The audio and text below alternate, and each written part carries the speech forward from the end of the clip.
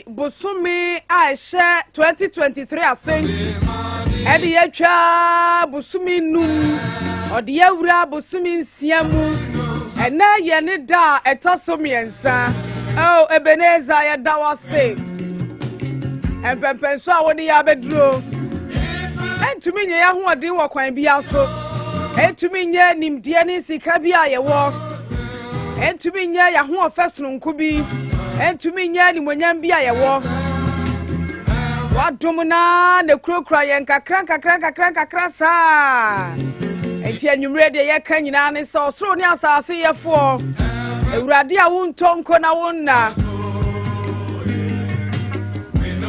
wa wo ye alabe kwana anwumre ye da wase se wakurakura ye ya bedru ene 3 June enim se sere wodi ya ba bedru sampempenso yi wo be kwaso kurakura ye de yetwa afi 2023 me yeso da ya hye wodi na ni monyam abisia ba bia wo bia memamu nyina jo mema watena se SOMPA 98.9 FM sunie efri sabre kopem sa na dwi no ndu bebo no me manti dwumadie ne yede besomwo no ndu ba ne asori ne yede nyompa na to aso wo music for enjoyment time na anwumre nsem a wo Ghana a eba wo na wotwe mu no no ne yetena se ne yeti mu bio ebinum wo ho a esese yetwetwe mu nkomo kwa achi ebi wo ho asase ye kire ya adwen de fa ho ni nyina ne yetena se anwumre na yade asom wo me manti dwumadie so ye Facebook no eya akwanya ne bebre obo SOMPA FM bone sanko a obetumi ati ahwe ana obo SOMPA 98.9 FM eno so obetumi ati ahwe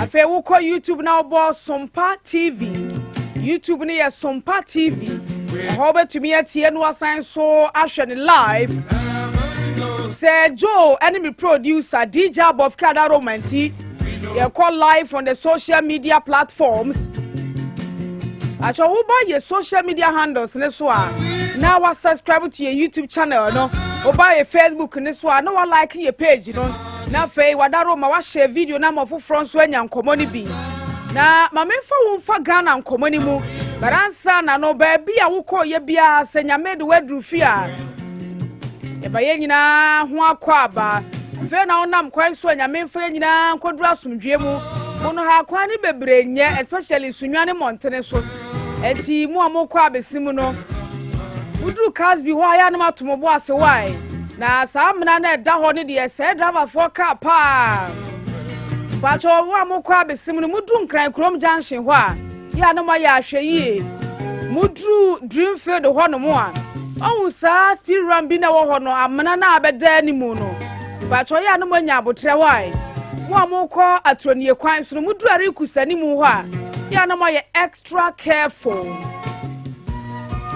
enti wutu free sunwane na bia wo kofa zinkwani mu ho a wo keka ko wotra Mose Pharmacy ho a pacho ya na wa slow down kakra ya ho no potholes bi no mu wo ho wai ya memfo bia nkodura asomdwe mu 98.9 me manti dwumadie so ni na ya manyosam dwumadi a ya ne abenfo na tena se twetwe nkomo merindi akuanya Akua Abronoma e shine na 20 fra wunua no mfra ni nua se anwumre ya shine na 2 wo me manti dwumadie so afa mamemfa unra na watwi mu o join ye live on Facebook bo SOMPA FM na SOMPA 98.9 FM na watwi nsambayo na unim se sa na watwi ewomu no na ehya ase kwasie da no His Excellency na Nado Dankwa Akufo-Addo oye Ghana ye mampanin ebra COVID-19 yade ba no ta ne Ghana fo ye di nkomo na ta ya nwumre no nwotwe oni ye be kasa na camera ne to ne so an asema wodi kan kan se menuanom Ghana fo no kan broni kasa mu fellow Ghanaians nti e mane be ye ni din kura ze obegina ho anaso onye gina ho abo se ye ti demu he TV ane aka fellow Ghanaians waba no no na bi wo kura onya hu flyer ni bi se ena nwumre mampani be kasa won kasa nwumre mampani be kasa so nwumre bampani ba fellow Ghanaians enti enrachi kwasie da twam ye ochena na awotwe atwam no omampani ye fellow Ghanaians ni bi na okansam ni bebre kire ye mpempenso a ye firi ada bia no corona ba wo kaye se obema ye sa update na ye ma ne di fellow Ghanaians na wo ka na wo ye awia o se this too shall pass for the battle is the Lord's when subetwam efiri se wo kon no nyame kon nti ana no wo ka kire yen se ampa okon no atwam efiri se na nyame kon ene se covid-19 yade no yakwa bedrum pempenso ye ni active cases nipa yade dawu so ewo ho na wiase nyina kora no adi class ayade ne se enye pandemic bio enti Ghana nso so ye ho ade afiri sa yade ne bone a obedi wo man na sen enso na to obi no mo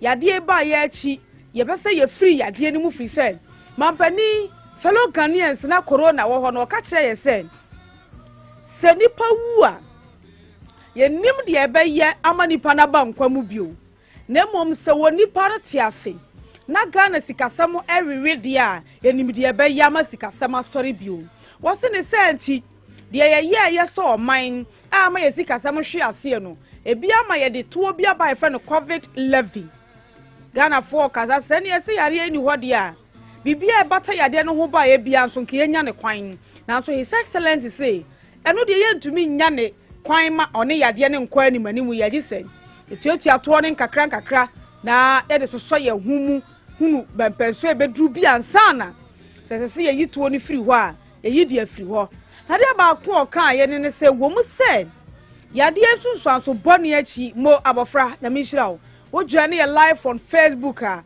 bo SOMPA FM na menyo bi a me yade won tomadin ebia so obi hwe ye live on Facebook na YouTube a na oyo obi o yade won toma hodo ni din mu a ni din ahodo na mesranka ka omampani ntoma din kire ye unim die ntira me pedin no ebra covid bae no na papa no maye cloth significance bi but ya dwena nkoso ekon mu yire pa ohun ayire pa na nipa dodo awu bia with the statistics from the Ghana Health Service eba na sa na watwiri mu na watwe mienu mu nipa awu bebra otumi shafe bi yensan nti we nsusu a yade no oba kire yense yade no akofom nti ye firi mu no we ntoma no be wodi sunku bia related to asem no de oyade want to be di hwe no nka kire me odwane ye live on Facebook about SOMPA FM his excellency na nado sai ka said ewomu se Ghana yade na chi ye kozi kasema ho kire mu ye da so kura wom ni senti no yakopem mo de free International Monetary Fund IMF na so enkire se IMF for 3 billion bosia yakwoje na ni fine kan ya $600 million aba no ene se ye kasika muani nyina mpobom $3 billion no a enya no ne ye haw ne nyia no se anya bedru de problem ni nyina solve da bi o se enya no na nimanimu ya ebe ma ye hawa ye na mu nyina wo sikasem so oman no ebe ye ni nyia no da bi da eti ade ba ko so a eba wo ne nkasane mu be ye nkomo anwumre ye bedi ne se o se covid-19 yade ne bae no one na ban wo manfa ho ansa nkwan wo manfa ho amadwiri mudie amma wo sese ye be ye hwehwemu ede afa covid-19 sika wo man ni nya ye no mu no ono ne na ban ne ka kire auditor general say wonye hwehwemu na hwehwemu ne bae no hefa ne se aban diska ba bia kire de disika ne ye anwumre ye bedi ho nkomo ewo me mighty SOMPA 98.9 na abafra udwane ye live on Facebook ahwe video bio na watchi mu video bi baaye yese Ghana ya ambulance ena yakohunu no wa Dubai car park bi eni ye ton oh and ya me giri se udwane ye live on Facebook a wani boss aba video we mi hu ye eni say yese car park e wo Dubai montene so Ghana ambulance ya it is funded by the World Bank. The coat of arms ne bo ho a kire say ye Ghana de ne ye ton e wo Dubai montene so ti na ya adwumu kesere ne na fa he na ko ye na asai ya na ne ye korepe ne ye repe nye ye nti ne ye ton na ye bebre bara e ko na nwumre mu ho no National Ambulance Service the krata pie dwasen e ye nkontompo nsam e ya ambulance mom a Ghana coat of arms bo ho e ye Dubai mom na si na mom ye nkonkoton ye mom ne ye to e de aba Ghana ti wo join your live on Facebook a enie sa ambulances no enie enti ambulance service say ye mom na ye kwa akoto de aba Ghana enye ye mom e na ya tase e de akọ Dubai ho a ye kwa akoto nti wo join your live on Facebook na bo SOMPA FM ana SOMPA 98.9 FM na wahwe sa video na America no se Ghana ambulance service no se bribini ne yemfra emergency number ne ye 112 ne nyina gu ho kama coat of arms ne gu ho kama wona e funding ye no e ye World Bank ne nyina gu ho kama wo twa ne live on Facebook anti ambulance service same na abofra hwe krata ambulance service e de ba ye no na ye mbo ani kakra mfa nkyerɛ the krata na ambulance service de ba wo twa ne live on Facebook na wo SOMPA FM SOMPA FM Shanton me da se anwumre yi wa join your live on Facebook nyame nhira pa because na mabisa se service krata wo di pie dwa kire se sa ambulance ye hu ni wo Dubai no enya de se Ghana ambulance de akọ kwa akoton se de wo hwe video no a na onipa na echiechire mu ma ne koye ye no enya sa mom na tie wo join your live on Facebook a krata no enie ose sa ambulance na ye ka ho asem no e ka ambulance aduonu nsia ne brand ne ye Toyota abofra we ne ye den Hays minim ka munti we de mesre na mabisa ose sa ambulance Toyota Hays makoma kwa aduonu nsia a aban akwa akoto wona Ministry of Health so no akoto World Bank na aso asene afa ho ka no e ka ho bi sa ambulance no company na ye hunu se esi wo maso ye a oni ni ka no video mu se ye kwa akoton ye dia no nyina no o se sa company ho sa premises na esi na ho ne ye to de afiri nti enye no kora da se ye de mom ne ya fa afiri wo mai mu e de akọ Dubai ho kwa akoton na wo se ehun hihye ne nyina bawie kora enche kora won be hepo e de abagana mai mu eti obi biara obehunu sa video no abofka di kan ma ye hweye no wo hunu ni se enye no kore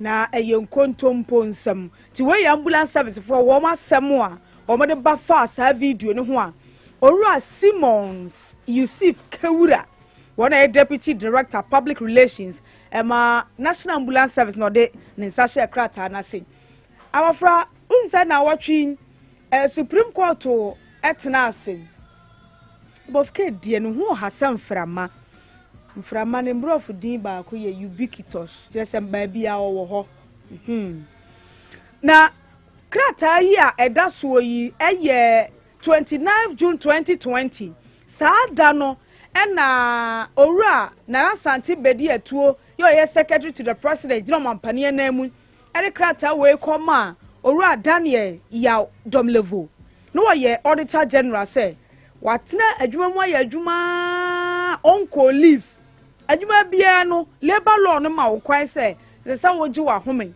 ebi no mo de omo 20 working days ebi wo 30 working days ne ade ntide de no wo ya adwuma ne mfie bebre onko ahomegie mu ti wo mo ka chen say ahomegie na boaboa no dodo aboaboa no sa enefo wo ha ene aduonu miensa 123 working days nti onko leave by force ukaya beye issue wo Ghana obia kanedie na obia kanedie na sa krata we no na ahwehwe aso bebre emomo pani ni colleague enumu a na omo sai standing ne kura ma no na wode kura retire ye preko agya wotene baabi enti wo kokọ to kopa nkyeremu free Supreme Court ho say enya bia obi ye adwuma na leave no boaboa no bebre amra na say ye nhane mane nko leave na sign net ye and the Supreme Court by a unanimous decision omo kan say se wo adwuma mu na wo leave aboabo no bebre ne ye hye se ko leave ti se de wo ye hye wo se ko leave no a etia mra no eye unconstitutional eti na watwi ruling na eba ye free Supreme Court eno no wo join ye live on Facebook bo SOMPA FM ana SOMPA 98.9 hey na ma memfa unko asen kakra asen nof e won fifi mantemu fa me ko ho ne yenhwa kwan ahodo a wo mu yiyi e wo ho asen nof me ka say Electoral Commission a declare say yebeye by election e wo ho ti wo join ye live on Facebook now bo SOMPA FM ana SOMPA 98.9 FM a obetumi atia hwe ye live e wo Facebook ne so YouTube channel no eye SOMPA TV oba no subscribe da bia no ye ne wa na ehwe bom SOMPA TV e wo YouTube so Parliament e declare sin of seat ni vacant and which Electoral Commission de aba se nyame adoma 27 June right and a by election be koso war a sin of about one person no eso war central region ye ka say go and see for yourself to new me koso wo makwan and no na residents ni bi kasa wo mo say adwuma ne nkoso gwawa wo makwan asimbrekunum wo makwan nye wo maka ka bribia sesa hwe but the moment I see announcement ba ye say by election be kwaso no excavator abu okuro ni mu we nam ha yo dwi wo sesa de wo ye sei no mo say nti na che say kuro mu de eya akoya ampa o say wo ba nyam puntu agi sa by election akoso nti anu me bompa bi wa ha batma twe asan sampaye na me boy no me kwa me kobo nya me mpaye se papa me na me boy sampaye ma twe asan owuo ye nipa mfa so de na so me mpri wuo mfa ma obia ana obia papa na mom de me hwehwe ne se anka menya bosume miensa bia ba election be ko abato mpaso ya ba akoso odi made ya de ba election ba na nya owuo nko a semra hyebedwani bi resign a ba election to me ba semra hyebedwani bi nyame ye na dom ne yesi yensi ne hene a so won tumi nya ohene na abrekro na no so won san konkoye mra hebedwani enti ade a ebema by election na bakuro na abato mpaso ya bia menya nka 3 months bia by election mra constituency baako e bia MP no o se me kura madi abre me mpaso ya so fo oyo mo hwe a wo mani nsoti me nko bio ma resign so ahunu ana e bia MP ni ye hwe na papa di obrani o moma ye mmono ohene ti se bia nka ono abopo chumberema so ogina so pa ti ke bia na o ma ye no wo hene wo Doma West mpatemu ho nkuro ni bi so na no so no kwade o ye adwumanti omobo ne hene kura nka mekokọ to se yesesa mra no onya mpinsa so nye ohene no ono ne mpasi asofo ne se wo obo adwuma bara omo a wo makwan nye wo a wo nya hwe ma mpasi asofo bronya ba ye hu Easter ba ye hu awade ye hu my first day at school ye hu ye tre BC ye hu ye tre wasi ye hu papa MP mama MP na odi ote he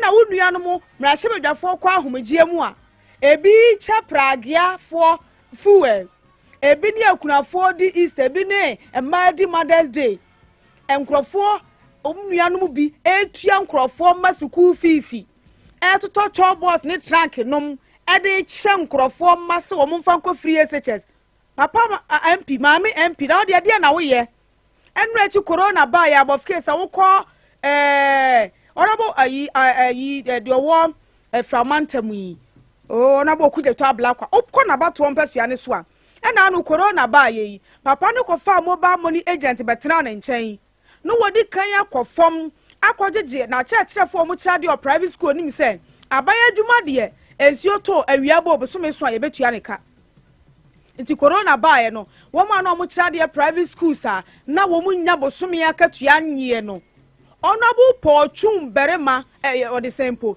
honorable okujeto ablakwa o ma mobile money agent sending about 2 so for north town for one more kira de private school momo munyina momfa ni di Omanfo na mana nkwa nkoduru ho ankasa bi wonyo obi a papa MP mama MP ti wo mfefo chew wo mabato ampeso yasofo sika no wo dia wo common fan wo de ye dan wo dia wo common fan e dia na wo de ye a wo mo abato ampeso yasofo feel say wo mo member of parliament eti by election be kwaso e wo asendo of abato ampeso yaso me mpa ibone ne say me mpese mrahye badwani bia bewu owu onye de eto me ebe ya me ya eto obi papa ebe ya me ya I don't wish for that na mom menya ke bia mrahye badwani no wose ma bre kura me nkobio ma resign na nke bia by election akoso ana bia ya no wohene na by election akoso si wahunu ana bia ya niam ho sam ni ya pam na firi mrahye badwam wo wonya hwe wa abato ompaso ya ne so wonso so ye hu kura wa parliament cameras crown capture woda na papa MP wuti ho ye de maami MP wuti parliament ye dan wo ye hu kura wa parliament ho bi wonso ye ntumi nka se enna anu ya na wo konti wo ye first time and wo be se otipila chi ye hu no wakobia ebinum akomiensa enan ebinum keka konum MP Mogabi baby bi ma wo mpeso ya sofo they see a Ghana yet by election and Madia forget it. Metia ya na nka mehwe ya so. Ye hwe said ye ne mercy kuro yi a. Sinwani East MP nyamia ya adom. Uko ECOWAS parliament ya ne modern monti ya mane so. Esi a obeye se wo amanone. Enti Sinwani East aye vacant. Ka be hu koto krom kwan speed ye de beye. Ka be hu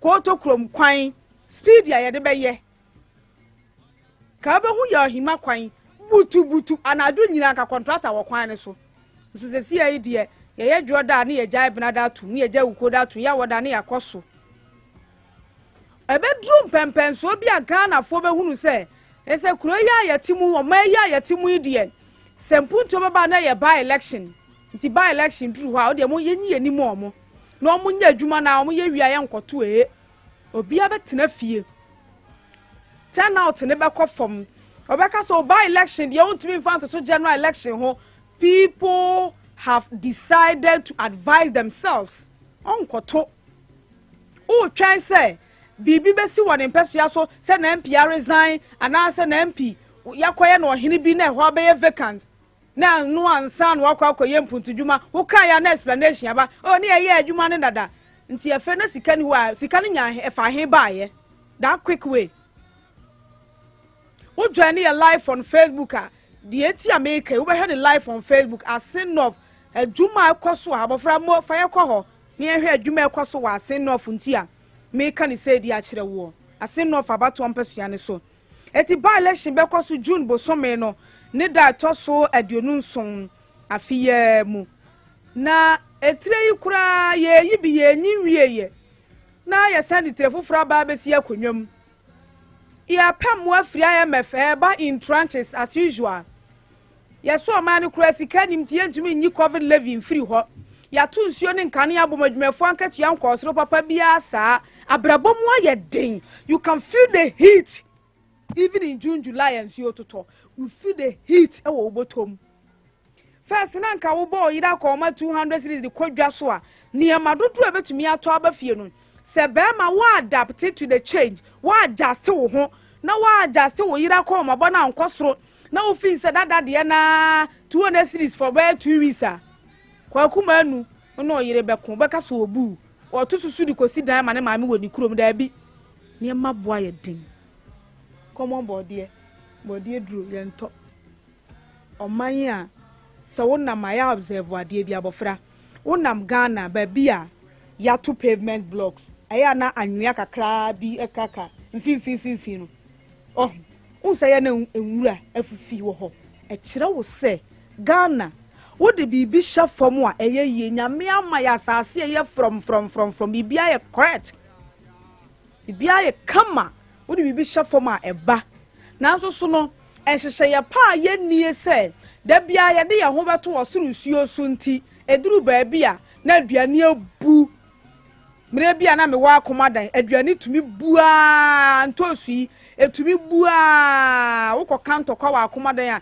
ye di ntosu na be hyew emire bi tumi ba body etumi bua makura se pillar 34 wokọ kam ntokọ pillar 34 e western north region bia west ye di body na be hyew wo pillar 34 ehyehyɛ ya ye nienti aduane tumi bua duru ba bia na ho asa ye den nya bi nto na okoto body na afon se Nyarko nompo yanka wenu mu wie ye no good news e wo ho ni o ye fa bi be fa ni good news obi ne said you be fa no o journey live on Facebook na bo SOMPA FM SOMPA 98.9 FM yakwanya mienu bia utumi journey na wati en live wo hwe en live nso wo ho Vice President His Excellency Dr. Mahmoud Bawumia or say ye ma womu wo senior high schools ni mu no one student one laptop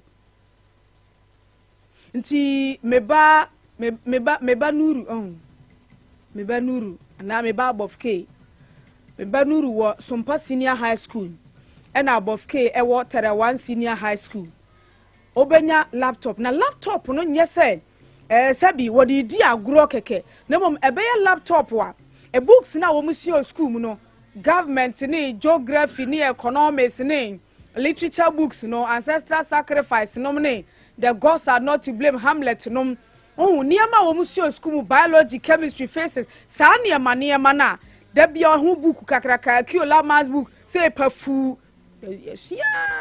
fine x na me deti ha ka sa nwumre ya drot lapia san ye di bedi nta odokono ene banku sa books akakraka no ye mane mfa nkobo wo mu nchi bio mfa ne nam sa bio ye day student a no asora na pa atwa kwan free pen kwase abesena kwotwene amanfo ebetwam books ni be wasa laptop ne so nti ebe the soft copy nti okọ the laptop ne so a no person obi government no working kind democracy bibia wo so kama eno ne aban ni swadi hu na wo se copy msa fe 2023 we be kwa wie no aban ebe sha ase de saade no aye adwuma ma emofra no wo manya laptops na hu nkomo ba na wotwe mu ebi susu se nya papa na no be ka se e form 4 na ye basic 4 no o ebe one student one tablet na tablet ni wo hia ya huri atra kwa akwaduru laptop yin ebinum kura kire wo madwen fa ho se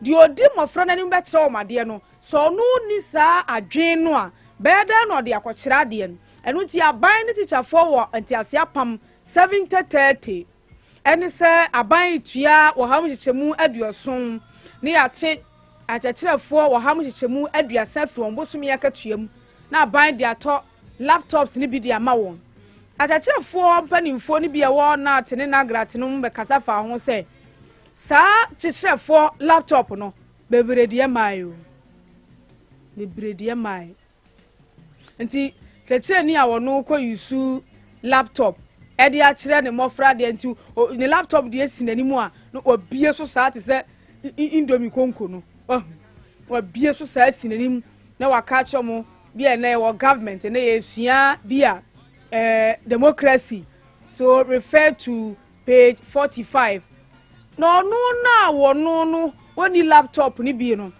osi de na ono abia na ono ba yusu book na mofra no wo ma yusu laptop ti ajachirefo mpanimfo ni bi e won na atene na grati no wo mo kire wo ma dwen de fa sansami hu na wotwe mu pa enti anwumre yi ye di hu komo wo SOMPA 98.9 SOMPA FM on Facebook o join ye live an na ti nka be krokro wase mom na be ye kama krokro wase ya se ne ye kama o join ye live on Facebook a se ne mom na nka be ye kama na kakaraka pa ne de nse no kura moja yo na mboa enshida mabio na LGD no ekosi sen ye kan kosi sen join your live on Facebook bo SOMPA FM your Facebook no SOMPA FM SOMPA FM na obetumi atie ye nkomo no na wa kire wa dwen so de afa ho but ma me update two way ansana ya bonkomo abafrada roma odi ye bekwa ma ya hwehwe bi na wotwi NPP amanyokuo abia kwanya de ato ama wo mma wo pese wo fa nkrata na wo beye party no akandifo wo 2024 general elections ni mu eti ebi ahase e kofa nkrata sei ni akwache otibiro asemo fa no wo fa kosi se nru anwumre no na nipa 10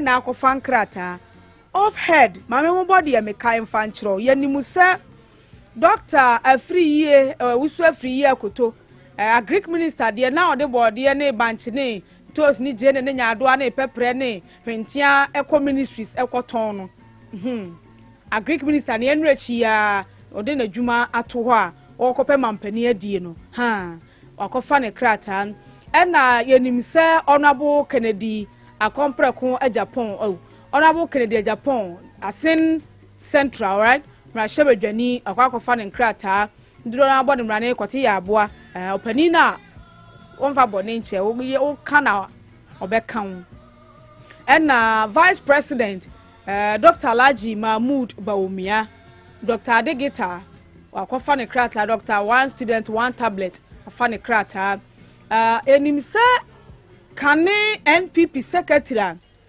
ne ho ba asem a wo mo pamo no ro akwabena je Japan akofa krata esikadu ketan mrashe bedwani dada wo kai no man yi o mi feel the power giant pa wo furo kama ayi onabu jogate akofa krata mi bo mi tirimu na ai bio na akofa krata anti so far de maboboyi asofa nura nwumre de na nipa mako 10 na wo akofa enkrata trade minister dada onabo Alan Chamantin akofa krata anti enipa du so far na kosi nura nwumre no na wo akofa enkrata wo pray for the presidential primaries of the new patriotic party anti na watwi so nyame de etwa kosi ne yewura mu china enim say free ni Jordan so no party no akwanya ne bekoso awo ho ne ya hwe wo nso so a ebetu ana mofoforo akofa wo nkrata anti anwumre yi ma mefa Ghana 70 wa ha na nka pese me di nkomo bi na so ma homa ne ntomu nti no ebewura mu na ahwehwe nkomo no e de akọ yanim live on SOMPA 98.9 baro messages no eba on Facebook na wabo SOMPA FM na SOMPA TV Ghana Facebook SOMPA 98.9 FM and also Facebook YouTube no SOMPA TV na ohwe live for ho na wa subscribe to your YouTube channel no enti ye twan ma by election aba ansana ye punto wo empesia hodo ne so ana na ba ni say ya ede na kire by election ebe koso wo asen north no dia na ye anticipate aye likely say NDC amanyoku a maintain honorable James Jachi Kwesin aye likely so obetumi amat seat no akaninsem on the ticket of the party ana NPP ebe kwa akwaje e de free wo nsem o chinechi 27 June yi yedi hu nkomo anwumre na one student one tablet ana one student one laptop no yenya manyo samu free mu ne yemfa ne se eye feasible ye betumi aye na abai wo resources no ama abai kra badada because vice president kan sa afia na beye adwuma di abai kra badada na wife na yede ko senior high school sa hodo no senior high school sa wo mu ni bie no ye be ma wo mo nyina nya biansa na ya implement one student one laptop na asa laptop no ye the books ni gu so e make sure say network ni wo kra enkolare nko access bibia ebe hia internet books ni soft copy gu ho okay ma won enti wo mu hia internet ana ye ko ne digital enti no hu hia say school bia wo mu nya wifi ni bie no obia nso benya bi no person ye research bia o search bibia o sua adefoforo bi a teacher ni na kire no ka eno ho e wo online a wetumi ya search ya na say na one student one laptop hyehyɛ no wodwene ho si fam na Supreme Court gina ya wo si yen ade for owura Daniel Domlevo ho se yayi ni free hope to prove bra na ose ni leave accumulate enti won kwa homegem 123 days no ade na kire sa ruling ya ba ade na kire de ma yense oman we momienko na no nwotwe na border so kai wo SOMPA 98.9 FM SOMPA FM on Facebook, SOMPA TV on YouTube, SOMPA TV Ghana on Facebook. Sa kwenya nyina betimi atie yen na wasan so ahwe yen live ewo ho. Bare man ka ba ko ankyere wo se sa na wohwe ewo mu e na ensuo ne nkane abontu mu no e hya ase ya semo but water bill ne de ye nhunu no first I twa mu yi because me bill abadada enti ese April de na aba wo memu meboa se sa na tin April de aba wo memu na May de aba wo June da bia sa na tin woni de yisu wi a na eba enti de beba wo June mu no ene ye behunu results no se yatum but nkane ya na eno de ye kwato no prepaid num ade no eno de ye hunu entumu no wodwane ye live on Facebook no wabo SOMPA FM abofika da romenti no obema wahu tariffs no se de esitie wo ho ora Abdul Samad Nuruddin ena ye secretary de ma PNC wo ye bono mantami mu ora Nuruddin maajo Bacho me joso bacho na wo mpomu ne te sei alhamdulillah me ye da Nyankopon ase abusuafo na ho ye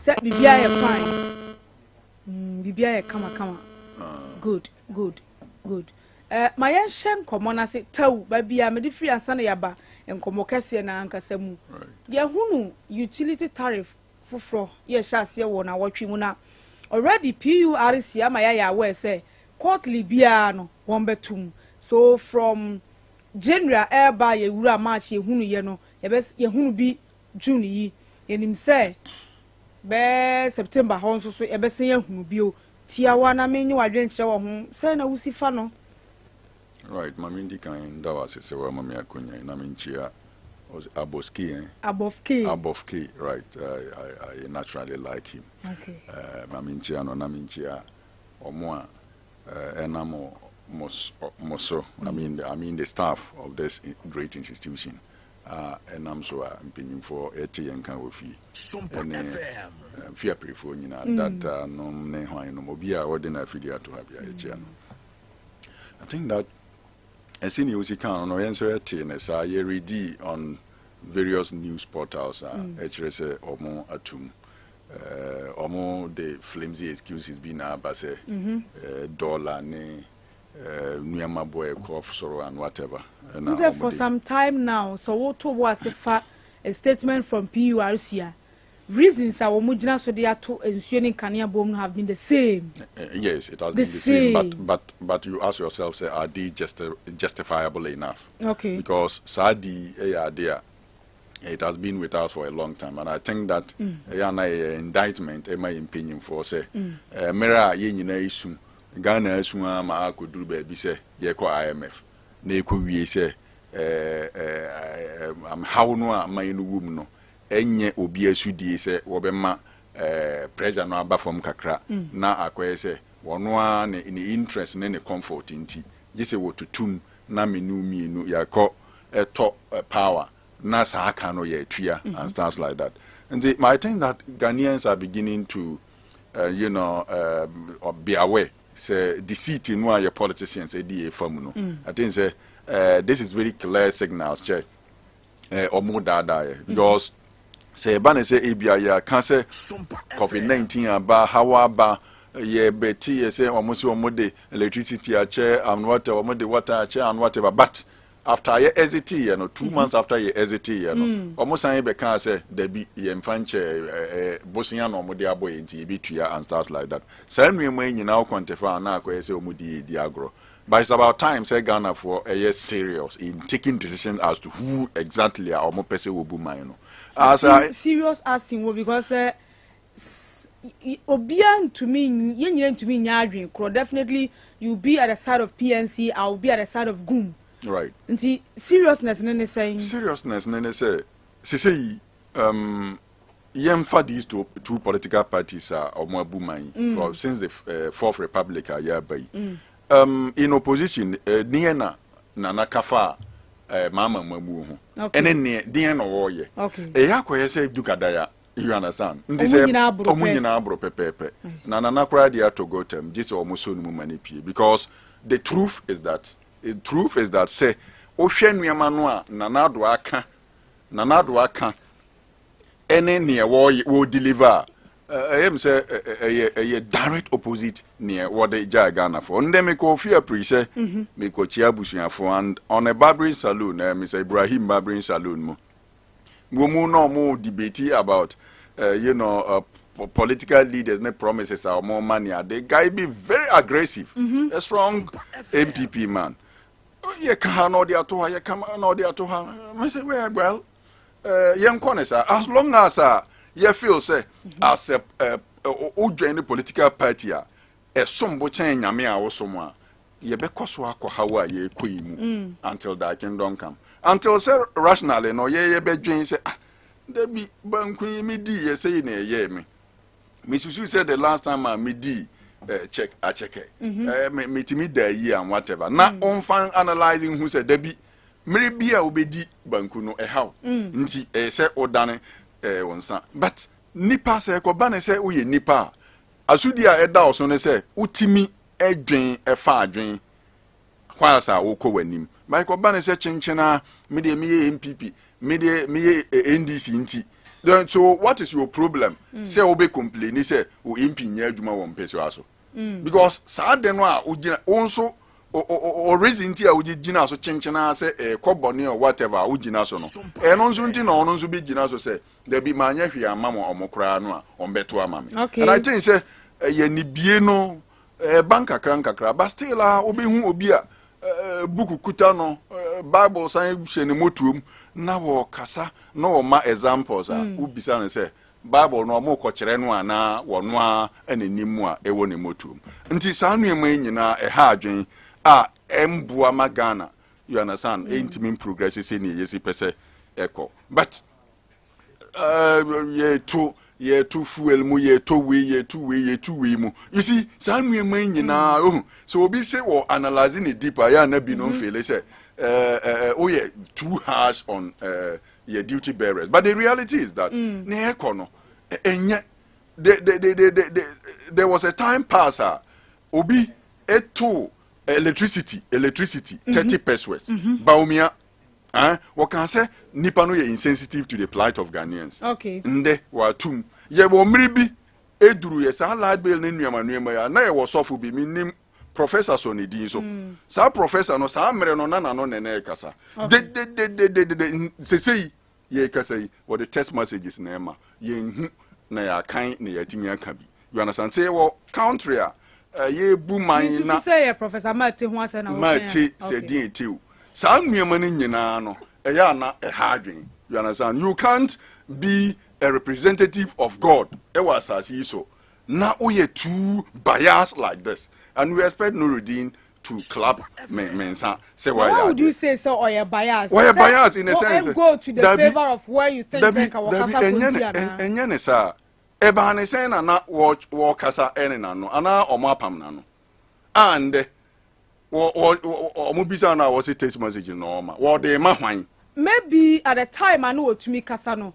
He was the moderator and he for his church. Do you know what domain or the opportunity or public domain now? Maybe obenya platform here with me kasa, but now he's not the moderator. Chire what bench. Maybe our kasa said na okasa as a moderator be kono. It's your bench to okasa enforcer. Ye mpanyim for you na COVID achi omo mu nyina ye confused.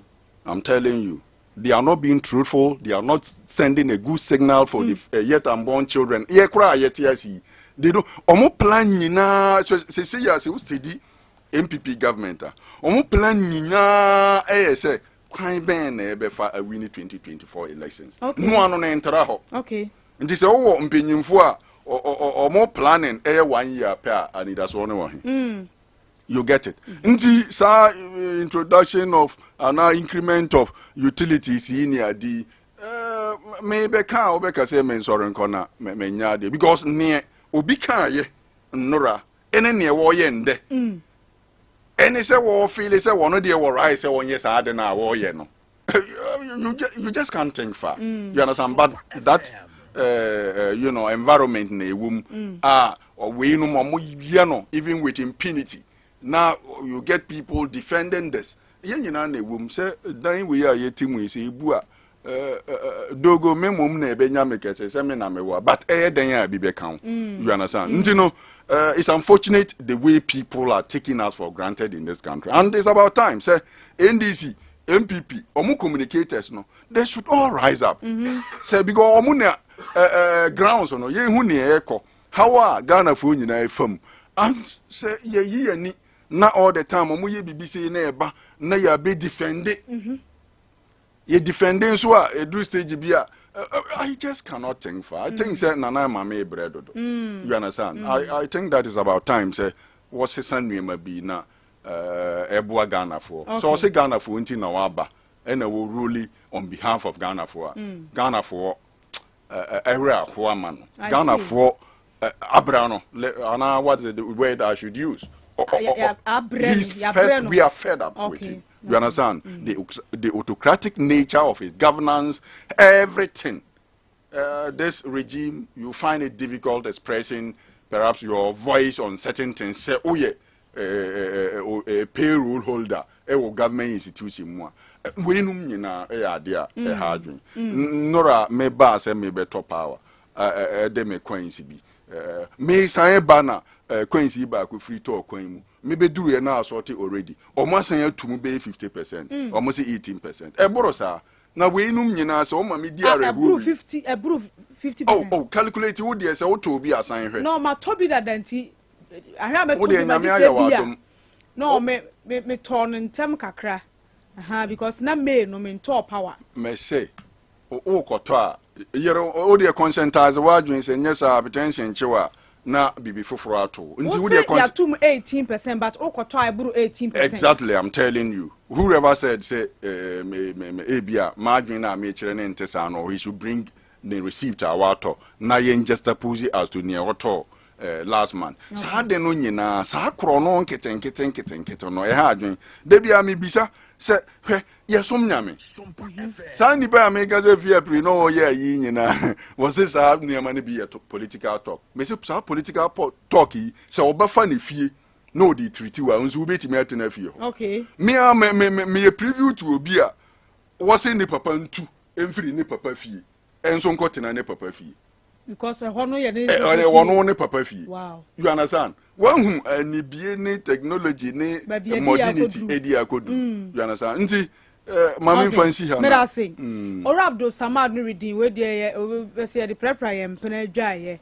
Wo dwa ne live on Facebook and now messages no. Wo dey ato ye Facebook video na say my Ora Vincent and Treje and ye youth organizer, youth commander for Sunwani East National Democratic Congress. Yeah, me share na meta friend Brekufi. So nye bad say me friend is our. Oh sure. Brekufi ma join. Obetimi cry you brand free. Okay. I prefer me nye mo ye too official. Okay. Say a very official platform, that's fine, but you should say I prefer the informal way of addressing. Very well. Very official stuff. I don't really, unless it is strictly very official. Yeah. But you should say the day on command. Coffee is fine. Very well. But on our empowerment is saying. Sankaya Nanado dear. Minu banke pa but. Nanado wire there. And Mampenny. And I can appreciate the sentiments of the PNC secretary. And I must say, a drew mra, I was here the Yamano Samoton chain. Nyarko na itimi kind of creature about we. Because the rate and the manner of how our normalcy corner, and yet the usual MPP and this Yamano Sem.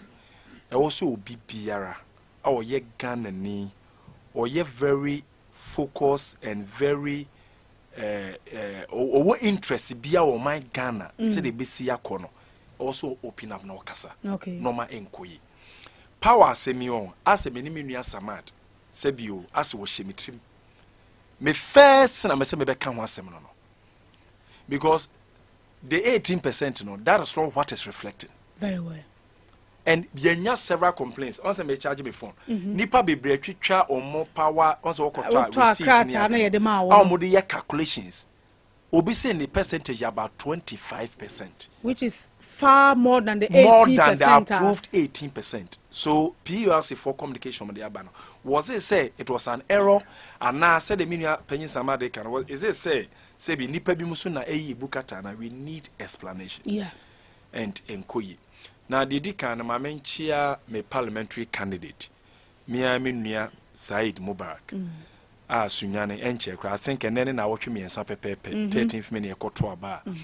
The good people of Sunyane East, your delegates, so dona and what branches and they decided about 70% to say Said Mubarak and now you be a omosusu or madriumu say or depart in the man or between a boy and me in a cabo my jumadin 2024 Rashebe Jakunya Yakoji from whosoever obeyly did the MPP and the other podcast parties in 2024. So much and okay home most of the social activities where they funerals are across the constituency.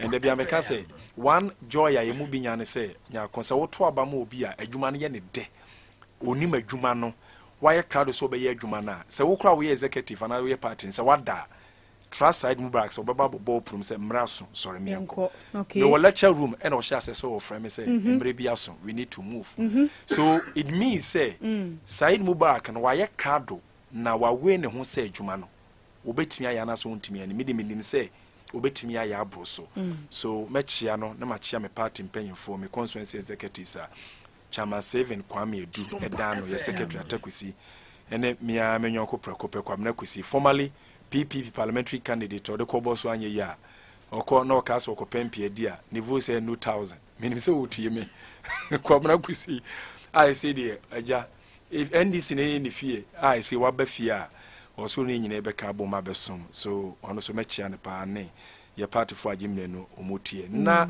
maboshi yakọ Gilbert the errand boy semen can't with you mathematics Gilbert and Gilbert so say na me frugo kama e hye me yeah Gilbert Gilbert na say we see me kakra one of who say purely from the northern region hey Gilbert dey ja had na bia no mo frem ono ana ja when you come up what you check who say yes say heavy Gilbert na ACC me sentiment Gilbert errand boy so na Abrante ni mefi do be wura MPP ni mefi opposition bi oye chief propagandist na so no party for be say the yamfa chief propaganda secretary man no party for MPP mo amode propaganda secretary by communications officer say mo gunu say nye propaganda secretary but ye nua adwuma wo ye dia wo de beba wo de on so den krata bia beba you will come there na mabohwi yakosunya no wes nyame ya adoma wo kyena yakon dwumadi kese bi ekoso e wo kyera eye miami nua ba me maame ohere nana Mrs. Evelyn Akantua oni ni team nyame ya adoma wo kyena ye keep fit kese okay e wo kyera ne nyina ya as part of dwumadi e de keka ye ho na ye de an wo keka soronko aba constituency ho na me de bi se mrepem no I know bibia kasa kyerɛ me say in due time ye be ko Sunyane West akoye parliamentary primaries na the good people of Sunyane West say do maka kyerɛ dada ne nsɛm mo kana bonten ne de mass say wo Sunyane West say do mo say ka no o my crowd said this time around we need a very serious candidate obo ye very dedicated obo ya waye crowd so be brand ho ase any party for nyina ka bom aye adwumaden na Sunyane West akonya no ye nua Said eje wo Sunyane East no na ye maame ye nua ba ohenere Mrs. Evelyn Akantua so aye yadom na Sunyane West ya ntinyambo wo kyena ye hia ewo tana ye hia wo tanom junction ewo kyera 5:30 awo mache pepepe me acha 5 no masori a mastatica na ye nam kwa so ye ko kyera ko bom so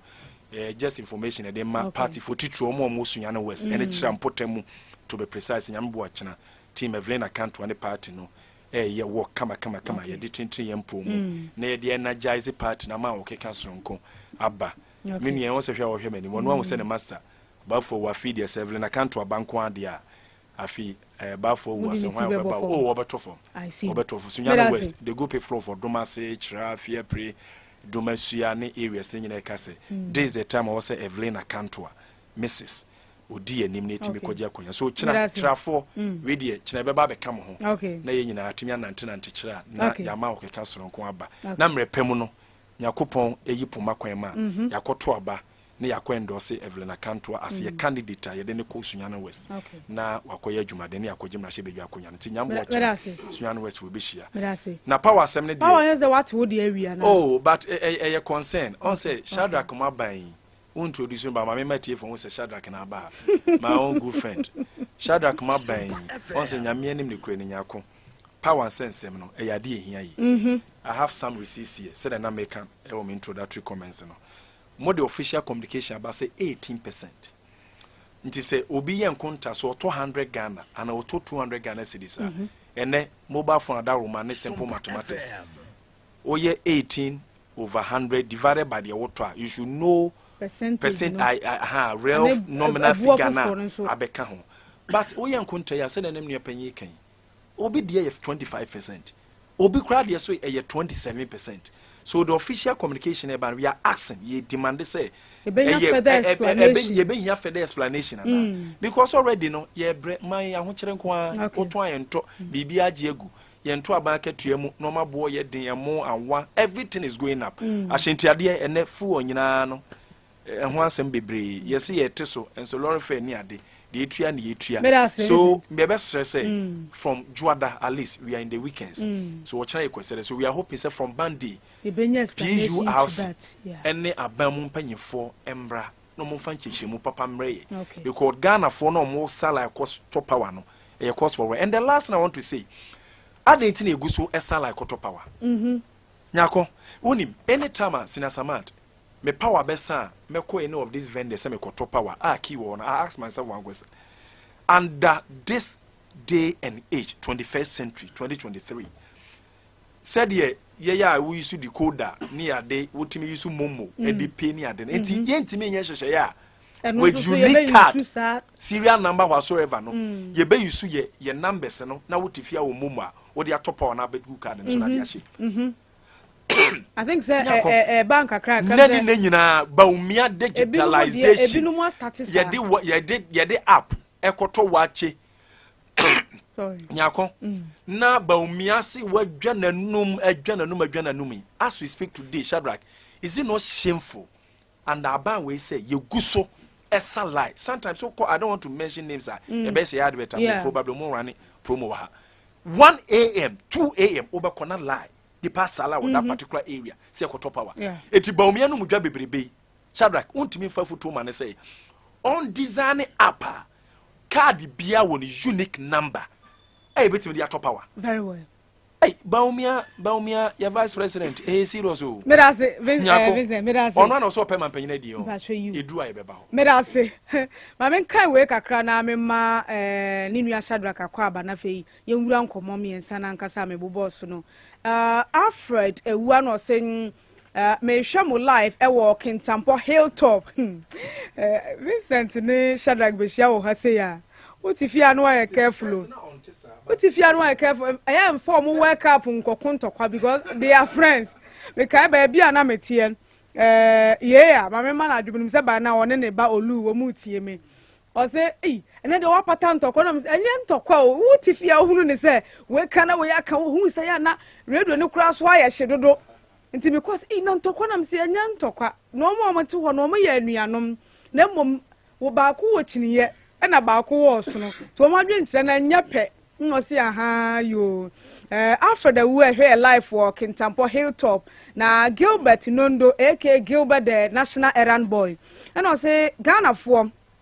mo be kwaso asofa e wo sa wahala mamuo yinsem se mo anya akukuduo no manka no to MPP aban a ye be kwaso asofa na ofi Kofi Vincent kwaso na kwaso na ye adwumade na kwaso tujam Gilbert the national errand boy Isa Bamba Alaru Isa mpacho di na etwa to na ntesa ya na odi ache me wai ana say say MPP aban we wo kum yen mede free Alaru na odi ban na ana Alaru ni ye krodin ana from Alaru Big. Okay. Oh, okay. Alaru. Oh, okay, okay. Oh, wow. Great, Mr. And the dinner and me boss say no one fan me. No VG, no say great man, Honorable Vincent and J. No say what are the any fatal pow? So what are these social say Toby Manu? No VG, was what are the any fair? Why are they bremo? Ma member na kwa obani misra mia ade na won't mo mia so na kokono enso mo ora Shadrack Abrefa Mensa na ye bono original why boss majoen Nyarko bacho na ho ye de adum ni nti na wonso e menu akofisi wo mpe official nti biso me pe Shadrack na yo gonyumre wife me da so wife pa nyame ne ye boafo se share mom na ache ni ache kakra menu aze oye gonja heni na ne wife opposition poni o na 2032 obebande ehunze 20 hono kra ne ana Nyarko hono de menu ana ho be fe pa tu ba na ba 2032 ano no mpono no obabe di machi na ze de ne kwan wa okay na so no mefa kwanya iso na machia mpanyimfo a wadaroma me baba tu om ha nwumre mi amenu akofi ene snya samat mi bai na mitie mu a yeda mu asese mu ahyase na machia tiefo party mpanyimfo ene ahwefo mo hwe wo afidintintan so ene de abefo ba bibia mutie bia na yede nchia so nko pa na yede emamu Nyarko na Joshua nso ohye ho Jo ho pa ai ho mi wedi amekwa zia mama ni din foforo se Jo ane ni amefa so achi ase amu anso so se amu a tie pa me da ase ni akonya de ama me ba chi atiefo ni ahwefo nyina party mpanyimfo na Nyarko menua pani Kofi Oposu Boatin NPP ye regional secretary nena ni nua ba ni mpon pa oja no kwan wo kira nti mefa kwanya iso na mama ni yakọ kese pa na ne yednum ni sikasa nua ba ni sikasa mechia no ema ni yakọ ni abusua ni nyina no machia tiefo busuafo mo nso so ahwe mo adehye na nanom ne sunuaman ne bonoman ne obibia otie SOMPA efmanimre no medifri NPP asoye de yakọ sonko pa de ma tiefo nyina Merasi. Power de no ye obia tie ni tawtaw bia. O me ba no na metie menua pani samat. Na menua pani de ya nanko no ya no nko no sa level no. Nso ne nom ze no an power no to ene kan pa. Power ni mom ye tubu sa na ukoto first a. No kra Nyarko. Account ni se wo hwe enkomodi ane Joshua Edemaya na power no nka ho but intina me say afeni e be wura nkomoni mu ankasa me yenhwehwe mu pa na me but I wouldn't believe say mpanimfo the percentage increase bi ba say ya tumu ohamu nchichemu dunwotwe me gitumu say it will be very very irrational say sa nkomodi no besesa at the end of the day but said you can no it is yet to unfold. Nyame boa every ochine kono. Yansusu ye bepa piem panyimfo. Okay. Minister of Energy, me amenu pani Kofi Afena na na tafena ba oho. Enti ye befre ne yagim kyeremu ni ye. But no kura e was a menu no mandisi for. Ene me amenu pani samati ase ne se. Obi bi auto power no. Enye ndisi for nkwa neto. Nyarko out here what to be so zina me mbona unto bi na anu ana auto bi so obeto bi SOMPA FM mpanyimfo mu to bi MPP for to bi NDC for to bi sabe enye boa payo se aban besi sa agina ye no a oye e de amatimamufo akọ ahonyanyan mu kwa but I believe say ntumu e ba ye nyina enim dadadada se na ntumu beba ya ye kirikiri mu ba afidie so ba be kirikiri mu a at the appropriate time me jitu say PURC for be babontia be chirichiri mu if in case there is that difference we will all scrutinize e be hwehwe mu na nso me meka asisudua say menu epani Kofi Vincent in smoking no ehia hwehwemu yie pa okay pani sama de ne de me ya gie di kakra but if it is the case me jitum say nyame boa efiri ochine ekono ye bit but the most important thing anyako e was yeti ase ne se ene sabe si atumo ye ntumo no anyina mukane ye agina so a be ye bosomi ni a SOMPA FM afidi ha ye ndumu no da ene afidi a ye yusu kane ye yusu bibia break ye console break here because we have a stable power supply. I believe say in as much as increase abamu no e was I appreciate the fact say ene anyina mukane no gina so 24/7 ya dabi nabi etwamu wow papa His Excellency former President Abreso na SOMPA FM any radio ahodo ano mo krom ha enua no mma mo co store ye ma me no mo ton nam wodwom ye ya na ye businesses ni esu se kane ne nyina so enti ye nesa abana agina so a na se bia bo no mom na ekosura ansa na ye be scrutinize na ye criticize the increase that may have come no me pese me nua pani Samad any Kofi me ha me yonko appreciate no mo ka kire SOMPA tiefu anwumre se yampa ntumu aba na nso ye gitum se na nado danko akufu ado ne MPP aban o mama kane no agina so a dum so mai right that is the point that we should establish me da say me ba me hye enkobo ba ko na se wo ho ti misro na ye de ahya ase preko ne no me be se message no ebeba ya na dodo na iba no na de ba first na yira minti na ya na mawurawura mu ntem Buadu Eunice was say me hwe wo live wo abesim Kofi Vincent more fire o messages no bra o Facebook ne so bo SOMPA FM na eba ya kenkan di amount na watwi Supreme Court ruling say the force lever yema Owura Daniel Demlevo former auditor general koye no e unconstitutional e de na kire ema yen going forward as a country se bia obi ti aban adwuma mu obi ti adwuma bia mu na wa accumulate leave for some days some months some years grandpa ye be force no se onko leave bio de na kire ma ye de na yesu afiri mu se wo man Vincent Mamensha ase wo ho yeah Nyarko medasi bio na just a minute you see some people for no gusu can and some said the Shadrach is he can and another by ye wama power gina so and na create tumumpa yen tum se power na gina so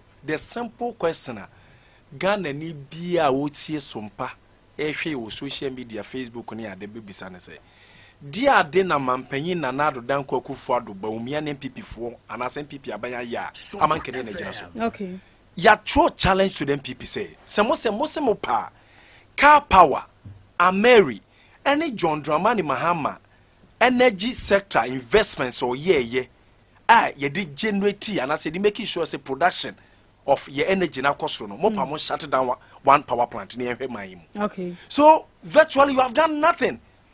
Doom so was solved during John Dramani Mahama abamu and on the map baumia papa ya also mama open man paying a dim and drive we will discuss it safra kofa form emrane beso okotena multimedia and I'm so wakofa nti say afi na o it could be so onyamfa nko so baumia with integrity to protect her one yada just be contest president but a subject for discussion on another day so we will come there don't worry ebedru baumia then running mate ekotena multimedia joy ka say John Mama solve doom so undeserved credit obi bia wotie me Nyarko this story you have read it over and over again Etidia na bema bomia ka se John Mama solve doom so in March 2016 ne Nyarko an yes e beto aba December mpo ne wa around March doom so was solved earlier eti Shadrach ka wo ka say wo say oh na na do ne MPP ba yi yeso ye kofa plant we buy yeso ye tua sika we yeso ye normal we ama megawatts ye generate ewa energy sector no yenkania no apeja onka baako wo se nkani agina so na mamu ye kasa keke panyifo na kan wodo ado edonwura ebi nwo so mesrew e bank ani a wonsem dia mampanyi na nado muni da locus to even discuss it because you have virtually done nothing rather than taxes energy sector levies ye de baye Nyarko baumia ne na nado ka che se e nuisance tax so beka ya ehu hia e bogus tax Omoba power 2070 do you know what they have done Omagina energy sector levies in so akwaje more than $2 billion na ke beba na wieye around 2018 energy sector levies excellent and now omagina so extended by 15 years ye chini preko nam ye di preko ye nkwande ya ye sesan kwan no what be that Nyako, that is the nature of the MPP. So Shadrack, I beg you, a bank ania enyina mahoden energy sector na na do ni bo me amomo number wo ho. So nkania na gina so a eye John Dramani Mahama, the Mary plant, the Atuabo gas. Why? Why na kwaji $1 billion e de be ya Atuabo gas. And dem we na nya Ghana gas company. Papa ya no di John Mama tembe brebe. And so su ben pabo apapon. And ne John Mama adwuma ni bi na and na ye PR wo. And when you sika to V8 enya sike ya kesesem otimi kwa buruchire basa de wope John Mama adwuma obi na ne yafa na adwuma so onye hwe wo so Ghana for nim o ba say the fast and let's discuss it. Nyako, I wasn't surprised say Supreme Court ye Ghana ye court ba time edi atemwo e ba ye say kwan ya mampanyin Okufuado onimra is a lawyer. Yeah, the omaka kire no no so ye lawyer na onim said ye Ghana ye mra na ye hyehye sitie o de se oye mranim ni no to nchen a waso afnamu January 7 2017 wasa so afnamu January 7 2021 edin sie empre toso mienu ana se ni mpre ni so se o de Ghana mra kunyini no ye hyehye ene kwa ye fast di djuma o man mu be di djuma nanso edu mre wo say wo bring in knowledge in law to bear no mampanyin na nado edi ne knowledge ne nimdi a wosua wo mre mu ene se de wo say wo de Ghana e fa so e wa nhyehyeye kwan so a enti amra no eduru ho no President Akufuado again trusting it throw the law into the dustbin. Sam Nyarko, so now betie mu bi communication we kept emphasizing say kwan ya de yewura Yaudomolovo enam so leave I say won ko by force enam so man the djuma ba wieye as auditor general o man mu no Nyarko na mfamra kwan mu ye ka no yenya minister for information Kojo upon command so ye lawyer yenya a lot of the MPP for komo kwa na appreciate the law Nyarko ye mu bi de be meka se mra na kra de afi na ye de ye dododo ho seven predators ye ni mra no mpo okay afi na ho mframa no estate ne na nam ye hwena no but people are omasua mra no oma practice omo appreciate the law better omo mom ne dane Ghana mra ne butu ye ya demolovo bone oye ne se Ghana for se be kaya papa ya demolovo ena na oye nhwehwemu afa Kroll and Associates adwumakuo bi e wo UK ye papa senior minister watwam and we senior presidential advisor osafomafo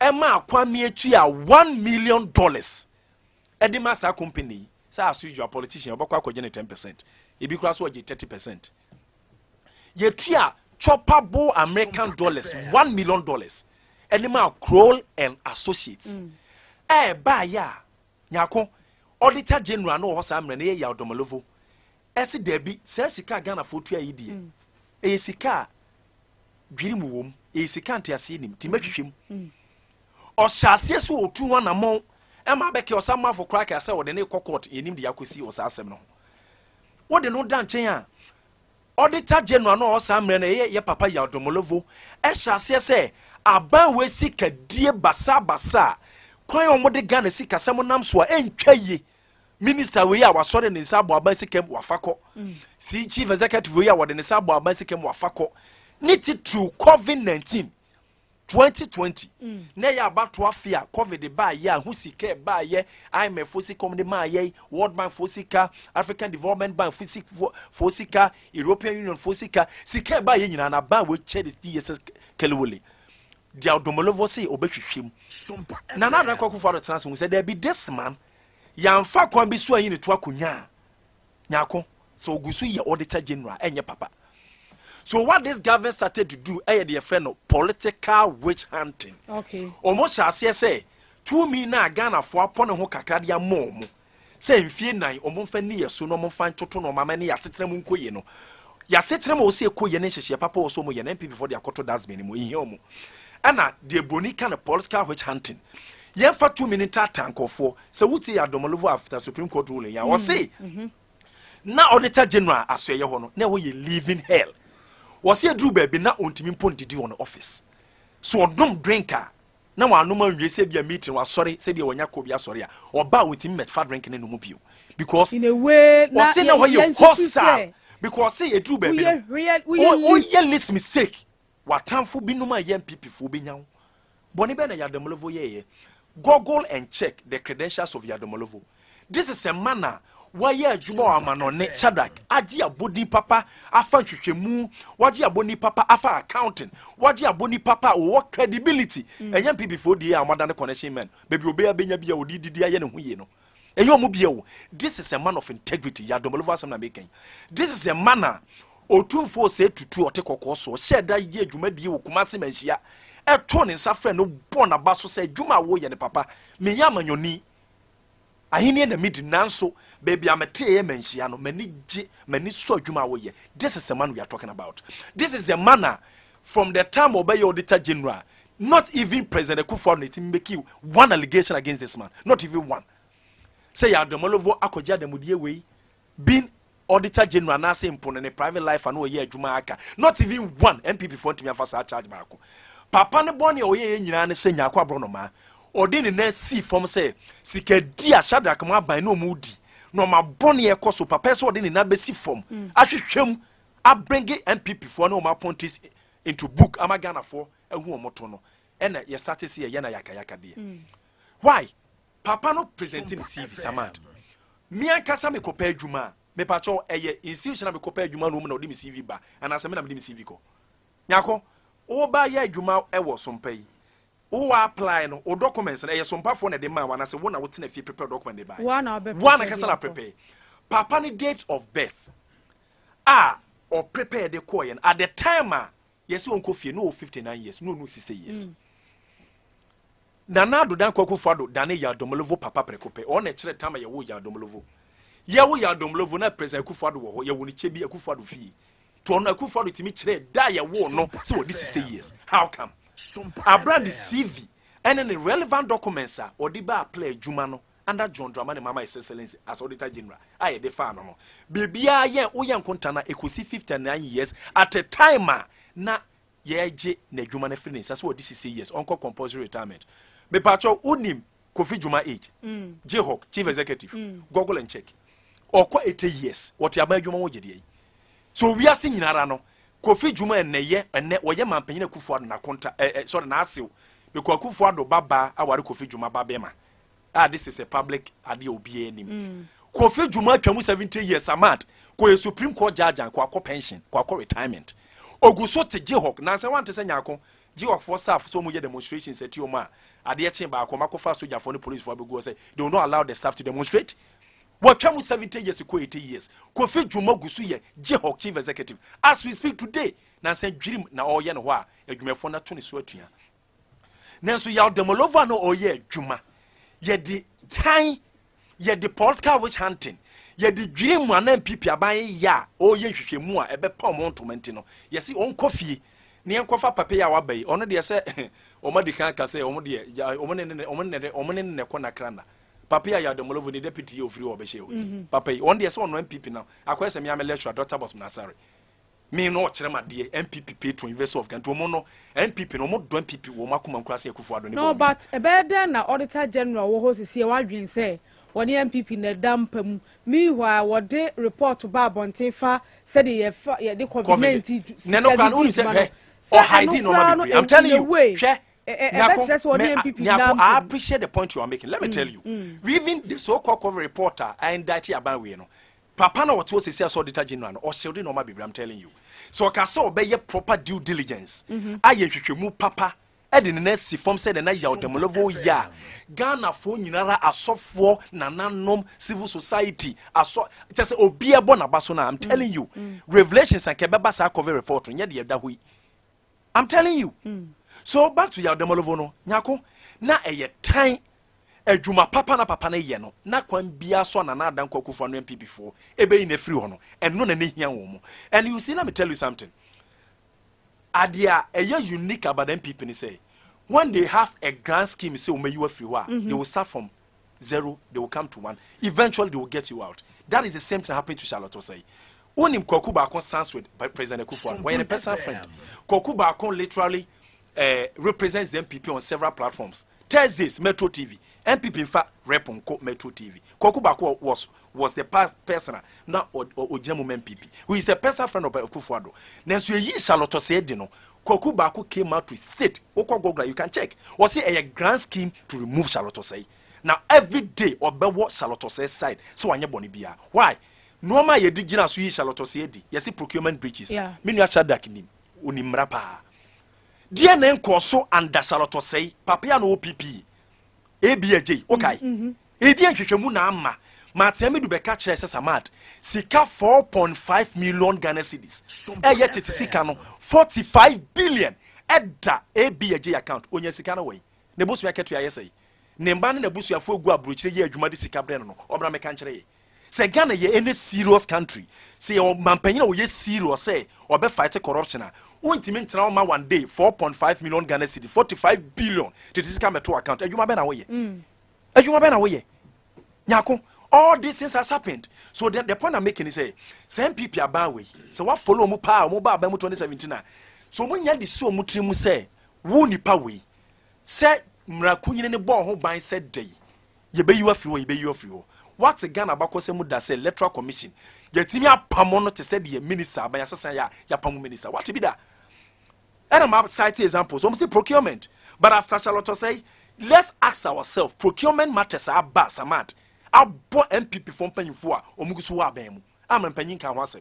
So it should tell you, say, charge in any call room, the boss Charlotte say, did you not see in a dinner? That was not the real issue. Okay. They wanted the woman out, said a bay and ne, me, madam, for your fan, Juma, we see. Master Kami didn't cry the same. Apia Hene, you never pay. Meanwhile, Dr. Apia Hene. Now, some born a chick, I know friend from before, so Master Nada and Mini and no bombing for me, sir. But I say, Master, baby, I wanted the young, there's all better now. What's the hope for the time being of MPP? There's no way this will come to one, you'll be there. And that is the truth. Ah, oh, young people communicate and no radio session like it. Next time, matters ya Shadra, regional UC director. Now, can this year talk about region Hanky Benya too? Shadra Kitui. Meanwhile, no, my money didn't quit easy. Me babets na haka because it's about Ghana. Why?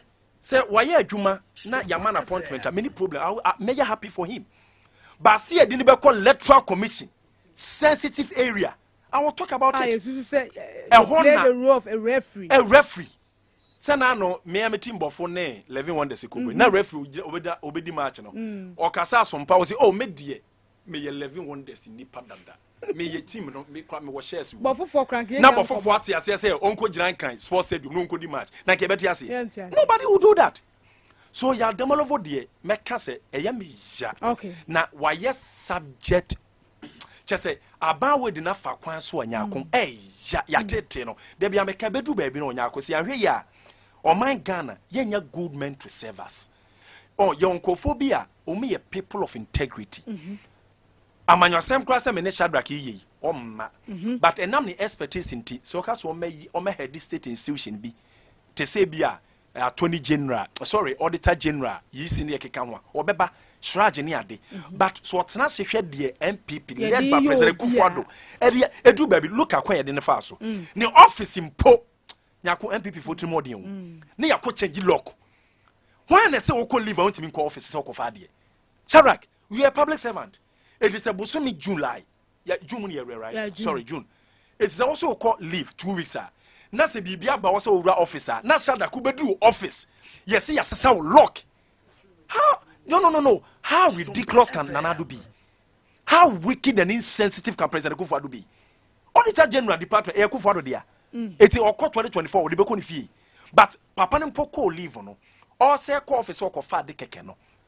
Na ya changing laws or then the for 3 and you know obi premier keys on the deputy or adeya the deputy and the auditor general they be okotena Jubilee House odi trofa domelevo ho kire Akufo-Addo papa ne nye obegu abanani mase mom yesesa no pam kontrompone na ada President Akufo-Addo no de wo ka asem to na sum na wotan wo betan kopen so Yakupo beto ne safre no who confess so the call eyinadi and na ye the Supreme Court ase it will not change the fact say ya domelevo enguso nye auditor general bio but at least say be ya yesu amra and the Ghana for aka nyina say aye president da ho say wo be ye mampanyina that unnecessary proceed on leave for Juma Toho, Quatanasi, we mrano, and the Supreme Court catcher say, enough of that nonsense in court. Man, your four, President Kufuado, Edikano, or Chasasan. It's wrong. Okay. We shouldn't entertain it. Sarah Mekan and Nyarko, in ending my first discussion, we know. Yan Shea Shadrach, yan fine PPND system on Twinchain. Your Ghana foa, or imagine him dear, or more manone, Kuraho doso, or more boasa maeno. Nanso, or more shed ye de yankophobia, or more con no say, or me back Ghana ha, abe sumo mine. Because so Jane Juma Papa be the dollars awoji, the pounds awoji na buchire, na American in the UK and the Canada. So be some ne maya, o so say politics binti, and ya. The idea ya domlovono near the Akua. I feel sad for the man, but said or kind or say ruling abano. I justify say wanja bonibia. Mra any Danibutu ya the pamoni. Medasura Vincent and Treje youth organizer ma NDC ewo Sunyane East. Maame call your Facebook ne so say eneno ye konyina na the messages no rura munta ye manecha afoforo ne beba ma dadafo no afamani so. We on Facebook SOMPA 98.9 FM. Jeba Obed. But Obed, first name, you know, a son name Nintesa now the achame why. Say a money sam. And was say hi, may shamu life or bakuniaba onyame en shiramun. Nana owusu OP di sunyane. No see Akua. Ni wo ya humete pass NDC communicators. Wamoda so go round etu mfutro Ghana for any sen. Wamu ne yi dum so free ho. No se anya me wanwa. Former President Mahama Kra catch Ghana for so no di free SHS bae. Enso yenim campaign akese a wo yeti a free SHS e wo kuro mu. NDC de never again me chia Bono Regional Director Dema YE Honorable Shadrach Abrefa Buzia. Muhammad Suleiman aka Sule Kotokrum. No say NDC nye political party from National Democratic Congress. NDC a National Distraction Force. Give it. Muhammad Sule. No say obi on call law school. And workers I say layman. Oh Debbie. Vincent no. No say enya ono ne wanwa if he say mampani JJ Kratias no. No describe NDC communicators say binum ye noise makers. No say NDC there. U dey help no the bass ya no tenten no say NDC apu. Uba Facebook na wa help no ne tenten ye. Be say free ha komi kuro mu ya metwa. No say NDC never again. No say Dr. Lajima Omia all the way. Uba ye Facebook na SOMPA FM. Ana SOMPA 98.9 FM ana SOMPA TV Ghana ho ba bia do messages ne fa ye benya bre na ya kenka dia ma memra ho owura abrefa mensa na fe ma be wie wo owura no redin ho Shadrach Akua ba bia wo Nyarko me da se ruling aba asigina ye se ye force owura dom levomanico leave no ye unconstitutional ma menyi wadwen kire wo ho yo Nyarko me san da wase bio na answer na meba Mr. Domlevo issue and the Supreme Court ruling no so mefa kwanya iso na maka se mani so pa wa kwanya manya say the few young people His Excellency Dr. Mahmoud Baumia, the Vice President of the Republic of Ghana, inshallah osia babe jinemu se Ghana mampani and the flag bearer of the New Patriotic Party, one of the few young people enya kwanya si betimi akasa man campaign team. Okay. Eni minu ya nombi numa ya me yadom ye tu ye ho asi wo se ye boa Dr. Mahmoud Baumia na eyeme de ehyem nkran izan se menya kwanya bia sei emfree any of the quarters. Okay. Enti ehyem nkran na I believe say I am part of the history making. Izan se yen MPP mu no 1992 and 96 2000 ya yeka mpanimfo mu gina hoboa Dr. Adubuahin on gina hoboa President John Ajekum Kufo on gina hoboa Nana Adodanko Akufo-Addo enti ene one of the few young people ye be gina mu aboa tie His Excellency Dr. Mahmoud Baumia achi wo Bono region ha no eya me anwo pa se meka ho okay na me jitum say I will not take it for granted this opportunity debi ye ka bakosema said the Naminu Penny when you baby Kofi da no cancer. He was a very strong person behind Nana Kufuado, the campaigner. Yansu Yabeka, many Minu Penny ABS no a name penny for reaching her. Yenyasa Akonyano. We don't take it for granted. Okay. And so on your show, I declare, say we are going to fight a very strong battle to bring the vice president to become the flag bearer of the New Patriotic Party. Now, Nyarko na meba nsema na me yonko Kofi kan sui na otwi niema pia akoso origin akoso Ghana ha se obeka ya wa oye news wa ha ukae se Elmina fishing harbor ene ya bia ma almost about 11 fishing communities ayewo the coastal areas ene nyame aboa ma yetimi anya sa fishing harbor na eba beboa ma yenuanu mo sa mpatam no yetimi anya kwan aye adwuma pond landfills ya na yenyina nim say sanitation issue ewo pond area hono ene almost 90% complete aban yetimi yes adwumadi no we have almost about 31.2 kilometer road ya yenya every asempra so eba asemfosu ufiri ho Cape Coast eba Kumasi a sa kwan ne yetimi aye ya ene eya honwahoa say ya ba kwenya wa fidikesi esu oseka and there are almost about 17 million younger people from 15 years upwards under the NIA for registration aye Ghana card and nipa ni P insa komode ya ne e wose ye Ghana for hu say Ghana card aye ka ho asma na menua Kofi Vincent ene me yonko Sami Jamfimu entiase ye yentimi nye yentimi mba mu no ene Ghana for anya some people are even using it for much more important things. When you about the vice president, a D omompeni, enim penyimfo enim ama ya bie center bi Ghana, a friend of the Financial Industry Command Security Operations Center.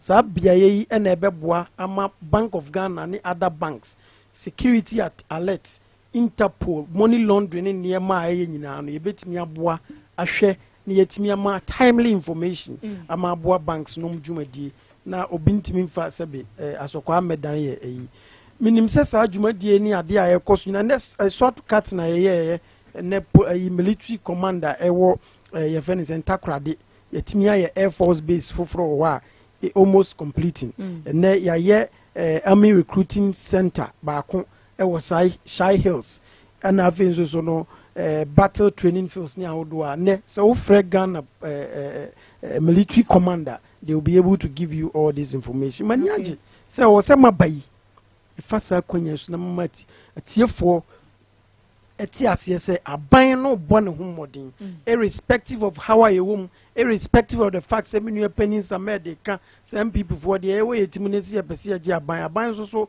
ana party buta ne so obepe akonwa in all these things no aban no bone ho modern ye twa to okra ne say we have released almost about 240 million Ghana cedis ye di betua 49 training colleges across Ghana or more allowances minim say next week ikona beba these are matters that menu penny Vincent ebetima verify or no abetimi abanya akwa odex so abebisa say ampan sama Shadrack Iken eyentro and ye gitum say niam mu ayedin but abanu timi yes aniema ya akwanya yenya wo afidikesi esu stress atiefo nso so omonhwe na omonhu se ye boye homode now ye ba nkomo kese a ye di so a se de menu yapani sule kotokrum kan no me ho adwiri me papa adenti esanse me yonko otwe osuamra enti se usuamra na se unya kwan se wo kasa wa afidie so a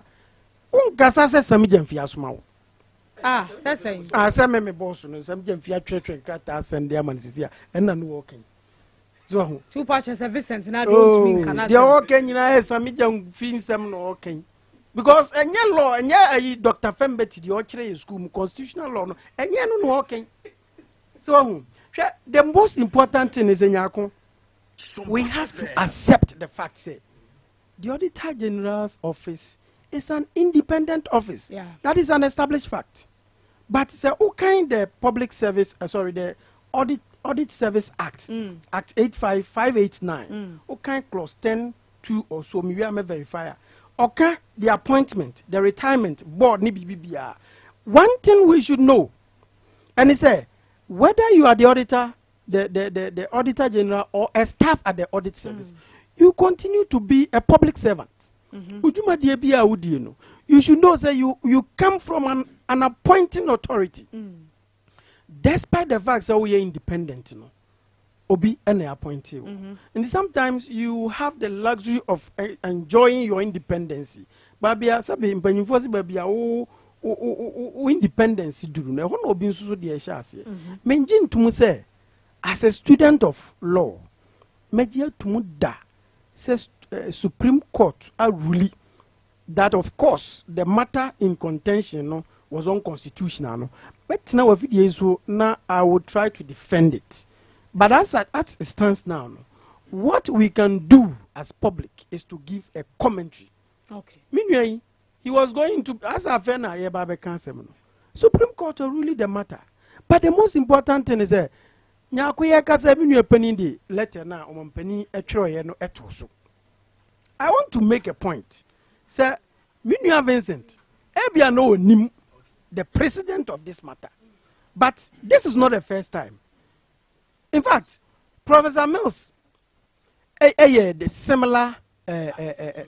Tobo, Mr. Tobo, Nyarko, Okasa base, Mr. Madame Fono. On the 9th of April 2009, Professor Mills Trokratabia, the secretary to the president, Mr. J.K. Bebakum Mensa, or no trust Akrata, he instructed that Mr. Edward Duya Ajimine, the then Auditor General, should proceed on leave. No accumulated leave. Over 200 and something days. Nyarko, the difference between SA7 anyway, and say, now the then Auditor General, and the Nanembrena Asun, and na one year extension. And in fact, when you go to the Act, Act now, Act 584 of Act 2000. Okay. Or say Auditor General now say audit service pair. It mean mahon extension. Ubia wa retire no for another 2 years. And no, and enough the then President of the Republic, Professor J.E. Mills, no one person what they ebemana. Oma ye trust akrata and man equal leave no. In fact, you cannot say because of so Mampenia Kufuado, Ojina the then president and the former president, Obedi Nekonyan Swaye, which of course at that time, no, yet me, we got the president had the authority to do that. And so Otimi initiated such a process. But after all, the Supreme Court, led by serious judges, sat on the matter and have said, decision a main penimfo bia wababetina konwa isu wateki on the Auditor General, not Nana Danko Akufo-Addo. President bia wababetina konwa so ya waye bibia atia Auditor General ni independence no o jina mamra so aka say enimra mu biwa going forward no o mampani bia ne the Auditor General edilia we should know the independency that they hold. Vincent Kasei is as if so mampani Nana Danko Akufo-Addo and was shares adias no waye. But I will not justify the president's decision because of course he took that decision. And it is a matter of fact, there was indeed an accumulated leave that Mr. Domelevo needed to enjoy. Whether or not it is true, it was a political witch hunt or whatever, no dear. Say I will be strong to justify. Because nkrata ya a free babre mine, a free or mampania so a free Domelevo as free a buy media for money. These were matters of intelligence. These were intellectual discourse. So if you sit here and talk about political witch hunting, I did not see in any of the correspondence I buy Domelevo I can't say or Mampenia Akufo-Addo what we call political witch hunt. No, but the most important appointee himself, there it will be difficult for him to openly say more hunt me politically.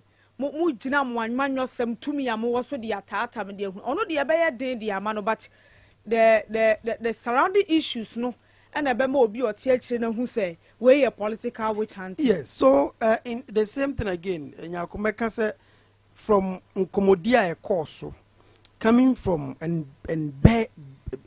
relying on matters of fact no. Me de man hu ne ba bia say political witch hunt. But the most important thing ya ene e wo say SOMPA F matiefo ye nyina ye gitum ni say ene Supreme Court wa NDC for etwe na bo so ya Dr. Pesa White nanu ya okasati aye unanimous FC sesebe ya kasa mo mampani akufuado ya kasa ma MPP no ene sa unanimous FC no atimi asigina ye akase ade a mampani ni MPP aban aye no anhye da nkoyie ya enyina mmra so eno de emi nua eti ya nani age de me pesa me kan se ebere bia Supreme Court be take a decision no.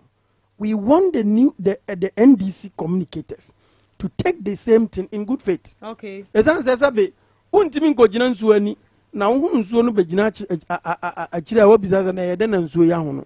Ana nko kwa adobi. Na wo de ba Sunyani East ye Vincent ma me fie ne ye ko ho aba be ka kire me se ye kokohwede. No. The most important thing is that what is good for the goose is good for the gander. Okay. Enti ane se nyina ya gye atum se sa Supreme Court we wo hoyi ontimi ka asem ya asem no se ya gitum dia. Then when it is against you, I believe that Nyarko was a ogitum. But the most important thing is that I am happy. Say ene Supreme Court atimi asisi agina yi. This is what we call the rule of law. Said the ebe ya nyina wo de wasem ko akodan court wa. Na wo awrehemu sa asem court no kan no eyade a the outcome of the matter will be something that you hold in high esteem. Na eno no na aba ye nyina ye kan wasem. The ye kan say the political gimmicks of it domlevo ekọ ya to ne punumu ne niema ne nyina no. Ye nsem a eni nyina so a memente ye. Ya menua yi net. Esisi ya memante ya enye matter that is on record. I have not seen it on record. Minim babia SOMPA FM Dabi minua ba mesro minua mama membre kakra wi ana o clarification bia nti me kase se wo si domlevo ye koto ne me kra me te se unua same jamfika ba bi se domlevo se ne charge aka office wo ko ye si ya tum o kasa elfo wala mo nyina elfo wala nyomu nyina kasa asem no. So but the most important thing is ye the mbra and the council. The most important thing is that the Supreme Court, that is the final authority in legal matters, are finalizing this matter. Ye media Mr. is going forward no. Ye nyina reshemu ewo ye systems ayo. So ubisa Vincent. Say the deputy auditor general ne wababet na so a mo kaso ye MPP ni no. Nyarko sa oru Akua moa odi krata bi ba beto ye friend say COVID report bi ba beto wa afa ye nyina na ye ka one thing that I observed from that audit report which of course na eye bibia na eha Ghana for nyina especially we in the government tamana the honorable Domlevo no hwe minu abanye audit bia na ye audit. Okay. We have the interim audit, we have the final report audit, and then we have even the briefing after the report. There was a specified matter via a co-ETA, the Ministry of Information. In that matter, they sought to justify some expenditure upon Kruma office. What we did at the end of the day is we were able to prove report to Amade Baya na Ewo Auditor General's report. It was not a final report. At the time, they had instructed the management to sit down and correct and respond to those allegations that now Auditor General are publishing in that report. Most of the matters that came out in the COVID audit report were matters that were not final. The institutional heads had the privilege but we across add evidence to prove. Sampa muka say konsoye ye repair no ye disi kasi di do and repair. Na mum no senk ye disi di num. na mmom ebia ye kono ye fro car e kan ho car na ye fro ye no ne lorry fare ni petrol ayini. These things came later and after na auditor general moto. And the media mechanism. Okay, we are not against anybody who comes to be on government and as oba betna aban adwuma ye for e konsusu wo hwese oba ye beye mrane ne ye ne yie ne nyina ye di na mmom wo kasa no se be wo hwefo nsa na wo hwe wo de esan se ba bia wo ahoden wo independence sisi no obi nsuso de sha asefi me da se bate ebia na sa time a auditor general na se ne ba ye gina mu gidigidi o ka se benada wia bi okọ ne officer ya lock no wadwuma ne so as why ye boss so far na wura. This is a publication on Graphic Online. Okay. Obi joining a live on Facebook. This is a publication from Graphic Online. Ti o joining a live on Facebook, you can read for yourself. Where a Graphic Online, hona me call far edi free. Ti o joining a live on Facebook. Now about SOMPA FM and now SOMPA 98.9 FM. YouTube SOMPA TV. Facebook SOMPA FM. And now SOMPA 98.9 FM and now SOMPA TV Ghana. Emu bia no betumi a share ne live. Mr. Nuridi, me mo akwa ba bi wu. But I think with respect, I would want to make a comment on this. Okay. I say obema me kwan dia. Briefly. O hwe krata ya wo dia to afidie so say nyina ye hwe ya. E kire se da bia wia Mr. Domlevo to call no office ni atoto no office mu a wanya kwan ngura. Me bisa asem we na tiefu a ye tie nyina so emfa nkwa adwendwem. SOMPA FM your manager ha mebo a. Minu aba sebio mpredua sampanyimfu ama no akwanya se onko leave. Enti oba ha no onya obi obeboa no kura ma wawura mu. I want to prove to you say Sakrata we say even at his office he did not have good relationship in his office, because if you had a very good relationship in your office you will not go there you will not have people meba tobo minu akasa maminka. I want to make a point say Sakrata ya odi ato we kura no kire say Domlevo did not have good relationship in his office. No, this the matter has been resolved. The matter has been resolved. But the most important matter has been resolved. But one thing is, what kind the third paragraph now was according to him. Okoya ni ya locking Obisa acting auditor general Rad Johnson Akua Mwasa see do say. Adeni ya locking me no. And now Akua Mwasi do ya no say.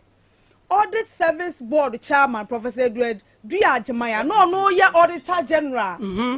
The late Mos Abreso. Onu be yi ni free ho April 2009. Onu na instruct onu owura Akua Mwasi edu ni say sesa lock no. Okay. Sesa no. But we are establishing the fact. Let's use your example. Say my manager Mr. Abwaji Bwadiya or will leave one majuma. Sometimes to me from Akua you say mama the good relationship is there with every staff of SOMPA FM. But say Mr. Abwaji Bwadiya baba bedroom no office. No one be some say Akua made me key see also boss mpacho wo see you about case say yentum me say salok that one it has nothing to do with your relationship with other members of the mechanism say he had issues, personal issues in his office. Very well. He had personal issues that affected his professional work. Board, can't board as some. If the board had instructed, Nyarko, say board and instructed say and lock here. Me why am it way? Samitiana says you Obama say Shadrach. Office now there is an instruction from the board chair saying lock here. Who's anyone? Now, Obi call leave a Juma no Juma. What was the reason? Is that your In any case, the matter has been resolved. But I say, I drew a Rasamad, so Ujuani live on Facebook, but SOMPA FM. Ujuani live on Facebook, SOMPA FM. Is that reading my annual adventures? Uncle Muhu. Well, SOMPA FM. May surprise Kakra. Say, in a sense, say. Minu Sadraki Obia I hold it in high esteem. And I believe that that could be duru and walking in a bisano. A bit duru. Okay. You understand?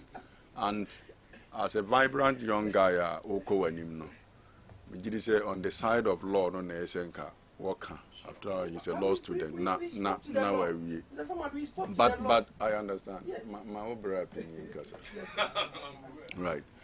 Now,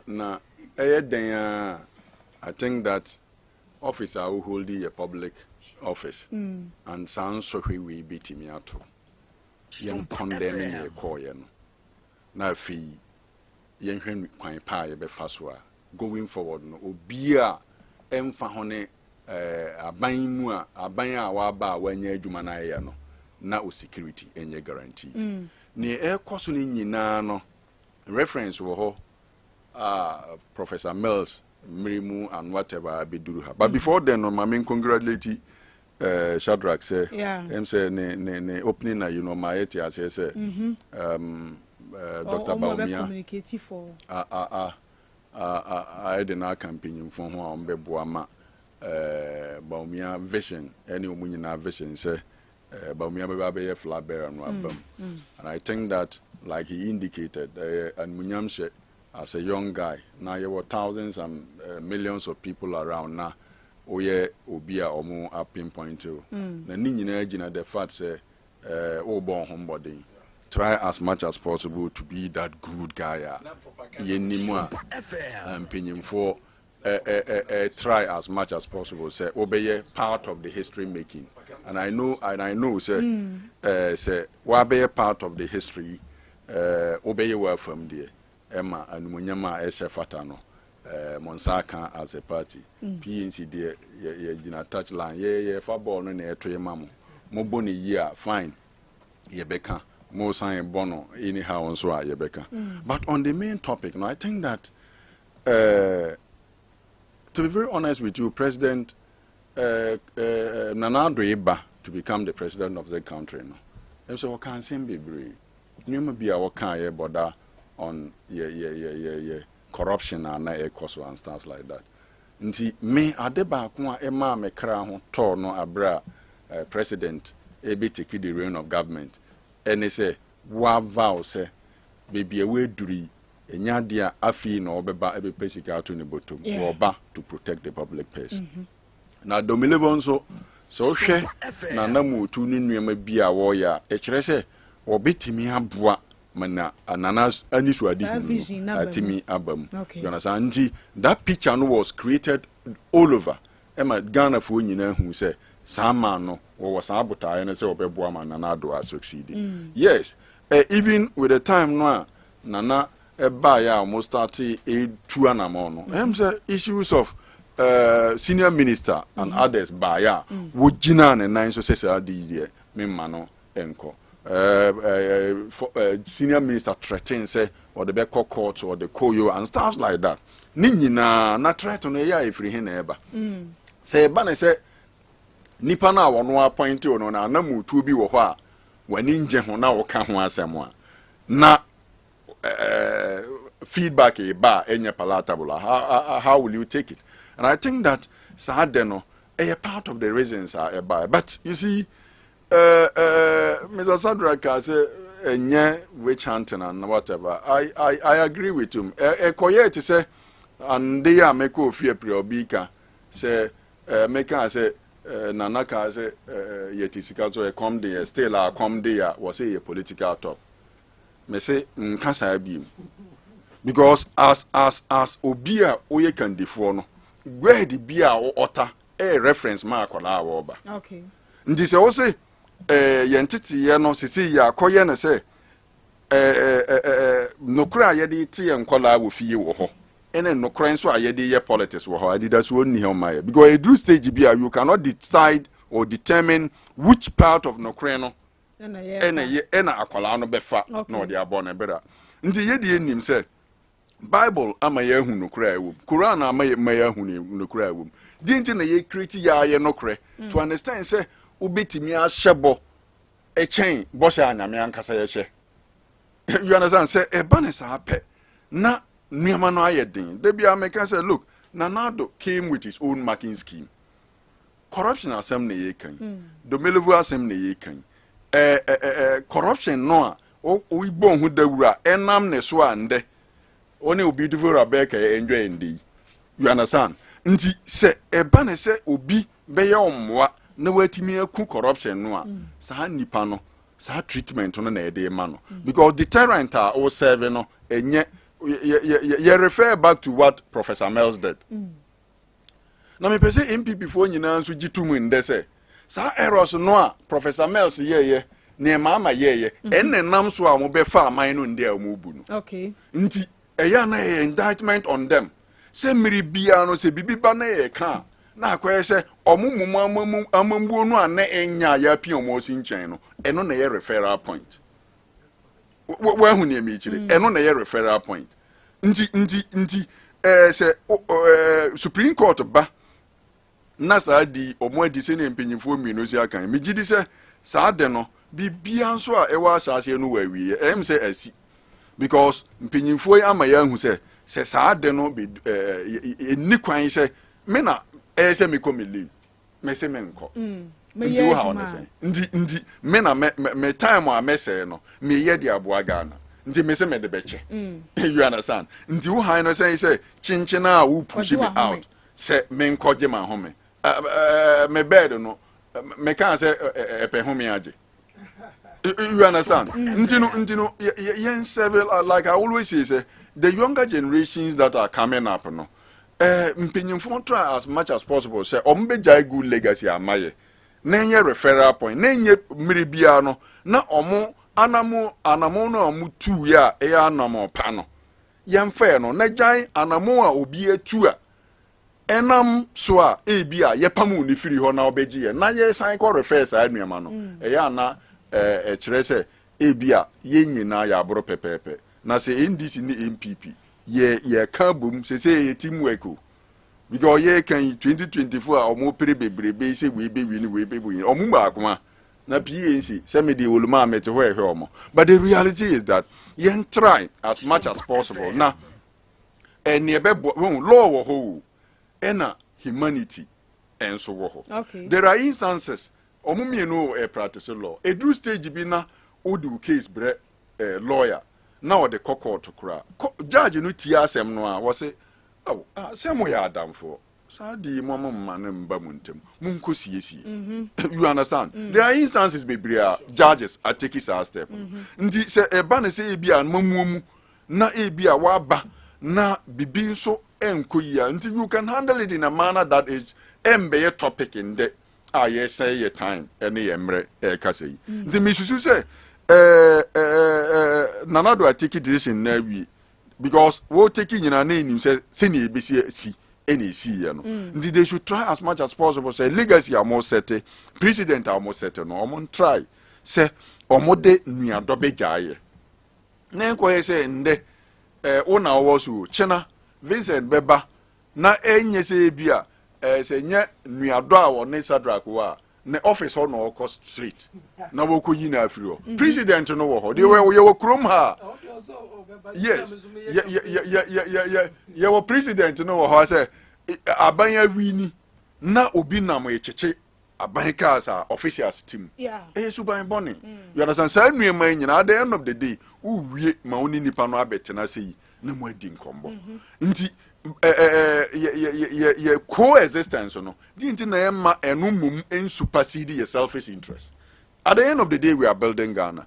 At the end of the day children are behind us watching how we are treating each other. They say emfa we adopt and treat here at the end of the day no and it does one until Supreme Court has ruled and I think that it was a very good decision now my takinti sa hula balloon ni na tu atwa nti chena se nyame ya adom na me be ayi auditor general menye so se CPP bawo se MPP ne be bawo omo betumi afiri ho no we dey force security no be force me say me ko you understand me be set so my football age dey no enko ye minu see me call almost 50 you see my ba ko me ye 50 eno na medo kwa kwatena ho na monye ma menhwe afro mo anso na mo ka se bef set kura no hunhia na ye de asu se citizens of this country. But I know, say, people like Shadrach, people like Vincent, I am saying we are a new crop of generation altogether. Okay. And we wouldn't do this when we get the opportunity to serve this nation. Me da say.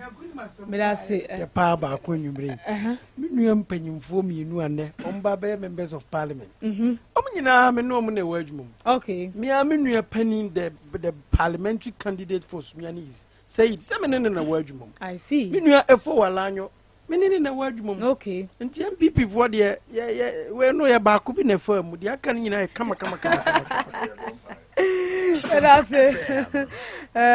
Sma adio nunum abapa anwumre no nkro ho me man ti dwumadi asuni wo sompa 98.9 FM ye won komo mienu na aka wa akire asenof by election no baso 27th June na yesan so won enkomo bio se omampani abade akire His Excellency Dr. Bawumiase abaya ya ne hyehye nyina say oba replace textbooks with laptops enti eno so enkomo e wo ha enti eno de e beto amabadwafo ya breniti na obi afa ba ko opese odi ma me hye no ase wo Mr. Brefa ho na yenkuye ni but messages no eba on Facebook obo sompa 98.9 FM ana SOMPA FM ana se SOMPA TV Ghana SOMPA TV on YouTube nyina no ye bekenkan bi e dia ma Mr. Brefa ma me hye we aso ho na wa fa ba ko apese ye die yo Nyarko medase bio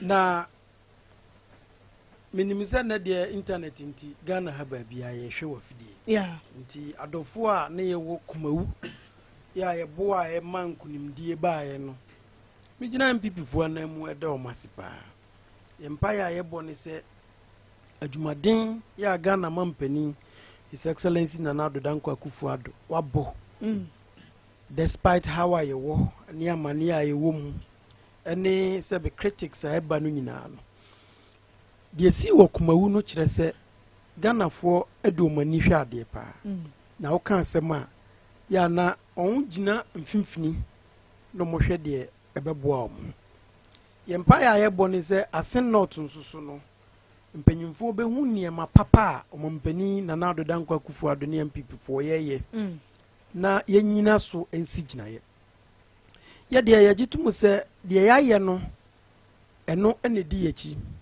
timamfo omo wa asen not omo ehu se omo member of parliament se be okoye kakra esiye omo susu san wa ni da so de besi na ansampa meba abato e bekoso mebo national party abaso pa me ame papa lawyer Justin Kodua Frimpong eni lawyer Henry Nanabuachi mrantie mienu a omogi agina mu a MPP aban eni party zuzu o maboa amane nkunimdia wodo a eba nyina no ye bebo mabaso na menu abawa wonim se somewhere in July 2021 and asemi ekodi court e wo Cape Coast High Court ya enu epani bi e na nimfa ankoma decreta court to say ohwe enu epani ano ote akonwa so member of parliament ano asin nota bra na oko de ne nkrata akoma electoral commission for so person member of parliament no o ye Canada ni nti Cape Coast High Court onhwemu ampa so court hweye esi gina ese nokre bra oni isi fo hia no na waboni tirimu po so obesisa ni citizenship na wo Canada no na mom hwehwemu kire se na Canada ban yintum enti mramu no etia so obeye mbrahye bedwani ma mu media for mu gigina mu nyina yetim after the ruling it became evident say Yenu Panyini still held himself as member of parliament. Ya dan ye kokoto aba ayi the speaker. Yenyina yenim mia me wofa yono abu muntaka ya metini dia na tabre na me yemhye gina ho esi gina ye ma Panyini take part of the decision. Ya enti panyimfo hwe no na ano ayedin. Ma enumpa chi no Panyini kwesi decrata afoforo ko I think the appeals court say nkomo kwashi the decision of the Cape Coast High Court say ye no After that, the matter further went to the Supreme Court. Finally, based on constitutional provisions, Article 94(2)(a) now, nipa or qualifiers or babaye mrashebedweni any idea. Finally, the matter came to a conclusion. Say, ontimi enye mrashebedweni biu. Ene enono abie kwan ababetowama asen nof akunwane da ho abeda mpan se obi a ohwe ne ho a oye de hye wa asen mantam wo nof wa obetimi aba no omra we na MPP for so yeso ye hwe ye se enim sebe the trajectory, the history sebe ohwe constituency no ye create ye ne ade a esisa entisi etimi eboye ho modern na ye consolidate against a ye betimi agisa akonwa no e de ama MPP aban de ha me anwumre ya mesre me nuanom NDC4 going forward into 2024 and he said we have come a long way as a country sabe and people based on issues to vote sabe ya babetna ha me nua Vincent ye propaganda na ye den be ka bi but timamufo ne atiefo omutie no enim nsam no nokra fiko na ewo mu na nso mahu de ye tu Vincent di tu mfuturo gu amanfo ani enti ene ya kwan ya ye no wo asin of almost about 15 projects, 8 of them completed, about 9 of them still pending. Ene uko nsuwa wodo ya ye wo asina eyade a ene ufre Ministry of Local Government uji data of project wodo ya ko asina hospitals, markets, niema ya no ho no. Eno ne ye de kwa asin ne yakwa akobɔ hu dawuru. Okay. Mejitum se ye de ensem kɔ na asenman ehwɛ na omudi tunseniani a they will be able to make a decision. But I am very confident said the decision that the people of Asinov will make will be in favor of the New Patriotic Party. Okay. Esan say ye kokumawu Minua Vincent any in the youth wing for mo nyina so am kokumawu yembo yankobi. At the end of the day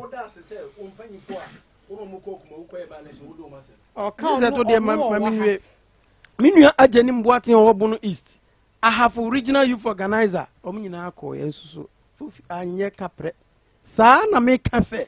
Nyankopon boa minua ba. Wa wa fidi kesi so me ba me de henkeji fufuo. Ene beba ha. Ne ya beda Nyankopon ase. Say irrespective of how I wom. Me minua pani me boss amede anop anwumre wo de hwie mu light ya tum nyina no. Ghana fo nim say how wo ho. Now, how are your say no? And yes, self-inflicted. These are matters that and me can kratabia minua penny minua ba World Bank, the country director for World Bank. A kai saying daily insight for a report here. Or say me kind of from we are me kind of tree. This was on the 2nd of June 2023. Second Enra. Or say Ghana saw the most dangerous contract agreements between 2012 and 2016. We can say they were the worst in the world may ever see. We are brought from the secondary school. Am papa. But Sametiasia ya Nyarko.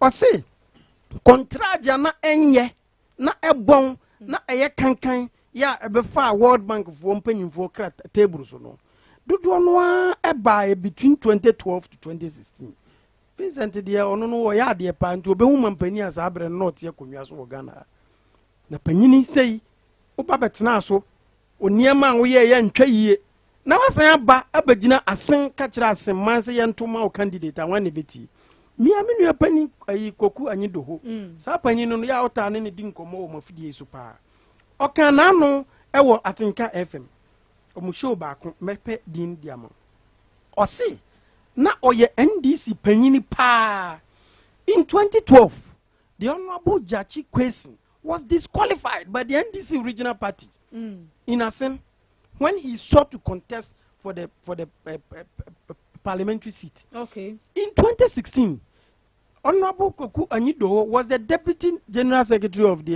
NDC. Yeah, me am of a Sedun Ketia, no Bonechidom. Or say the regional party disqualified the Honorable Jachi Kwesi awasen yeah went to he even proposed and said say in 2020 there was a disqualification. Okay.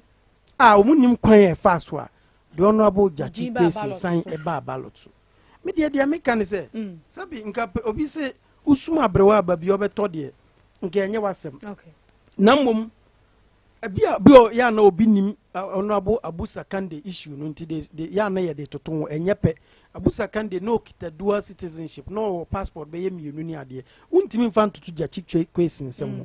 But in any case there is a criminal matter in this case, especially when you know that you hold a dual citizenship. Minu woni mra enti dia me tu NDC fo nyina fo ne say they should tread cautiously.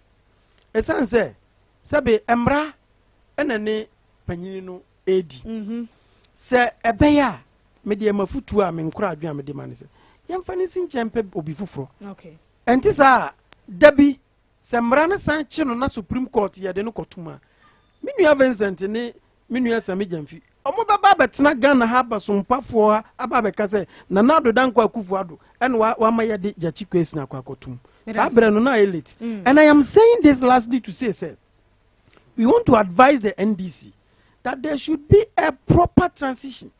Hwe sa how we any asenko awo uba ya wofa ya kunta ya se former President John Dramani Mahama wa and Nyarko mi bisa tiefo ni NDC for me aminu Gilbert say apart from the former President John Dramani Mahama NDC for nipa ben no mo bi wa obetimi aba be di president ne bebre same rechi wo mo ye presidential primaries we saw the face of Yera Kojobonsu we saw Sami Jamfi boss Kojobonsu na okay na say the Sami Jamfi agenda no mo de fam ene de enka ho no mu dia oba obegina bi onya and Sami Jamfi be ka say na awura Kobradu fo so eba Kobradu fo nya no mapam last minute ono a na twesan last minute miensa yo me kasa omo yi omani ba apart from me papa the vice president Alhaji Dr. Mahmoud Baumia who is the next president of Ghana no honorable Alan Kojo Chiremantin wa bone ho modern Ghana ha animonyam nimdia owo honorable Kennedy Okompre Kwaja honorable Chiremantin Ajako mpanyimfo afri akoto ne ho no we have almost about 15 people Ibisa Vincent say and is honorable Okujeto Ablakwa ono ani papa nki yatete no so obetimi aba be president anka esene nana Dr. Omani Buama nki yatete no ato forcing Kesel the honorable majority leader. So we are telling the NDC that it is about time they learn to have a good succession plan. Esanso so mu obi a nka nya Jachi Kwesi na yemu sande na medase kofi mamemra ho na yenkoye ni ndi Shadrack topic ben na discuss asin no for na odisade so obefa ene na kofa Joma na Joma ma candidate to asin no wo say won should need credibility so obe campaign say ento man candidate Nyarko sentokwa fono wa na to ene akeka hwe edu baby a Shadrack ya momfa ni die ni buo emframa Ghana for kakra say ye tena se kra sama ne dikan ya discuss ye say enkani abo insuo bo ni nyina ya pejam enkani akra ne de ye hu impact no insuo na je se bosomi aso ne ya belew no hu se o bele ba bosomi etwa mu no ene de beba bosomi awie ye no ubehu that increment say empeja aba meba you see. So the issue is Ghana sitting a woman Nyarko the plight of the ordinary Ghanaian and the fango yentiminto hwe omo mudigwa o Nyarko do baby a me say me menti emma me ne Shadrack emma PNC secretary so mma fa trader omo ko Togo ko Cote d'Ivoire ko fa no ma ba ko betena fa Messi ni ba ko ne fa brantia wa wi suku ko be se emfie no mu ni unya adwuma eso betena akonya ba akonya mu na mumuso mo se Ghana te sei na uti omu wi a na wotwe bedi anim no ma me ne Shadrack mra na sabu sa Shadrack se Ghana te sei na fa toto de Ghana fo no mu wo fom no e ka no fa toto Shadrack de no se ni nyina ne sesi ani a hwe amamo we no enya ne ne be ka wase Nyarko enkuyi bibia jiegu Shadrack wow party for you crab catch rock mu say normal ajiegu normal nkui normal say dear na ye course organa ha obetimi akade won say si obo say ekui na say amamu school feeding caterers MPP wo organizers do do na eyibi na say be catch ba ko say wanya me fra me ba ready so abobo ne din ana mo fra me a Vincent mo ba ready so mo nka me maye ni ntua ye kana me say na wa ba SOMPA ma Nyarko Abronoma e ma wa etama wonkasa na me be catch ba I'm telling you Nyarko na so man to ma go monte so o ma strike yeah I think o call it a few days ago MPP for nti o mo so no Nyarko o mo mpa ban ni is that what you are telling me MPP organizers o mo ye party form ye party executives say na na do ne MPP tena so 30 years o mo pe no o mo ti o mo go monte so mo no aduane ne bio because o mo sika yintua ya change syllables e ko 4 years in basic school samad abandonment printed textbooks common textbooks na na do abandonment printed and e ba o me say o me replace syllables book textbooks with laptops oh already chese do baby a on se wan so wano a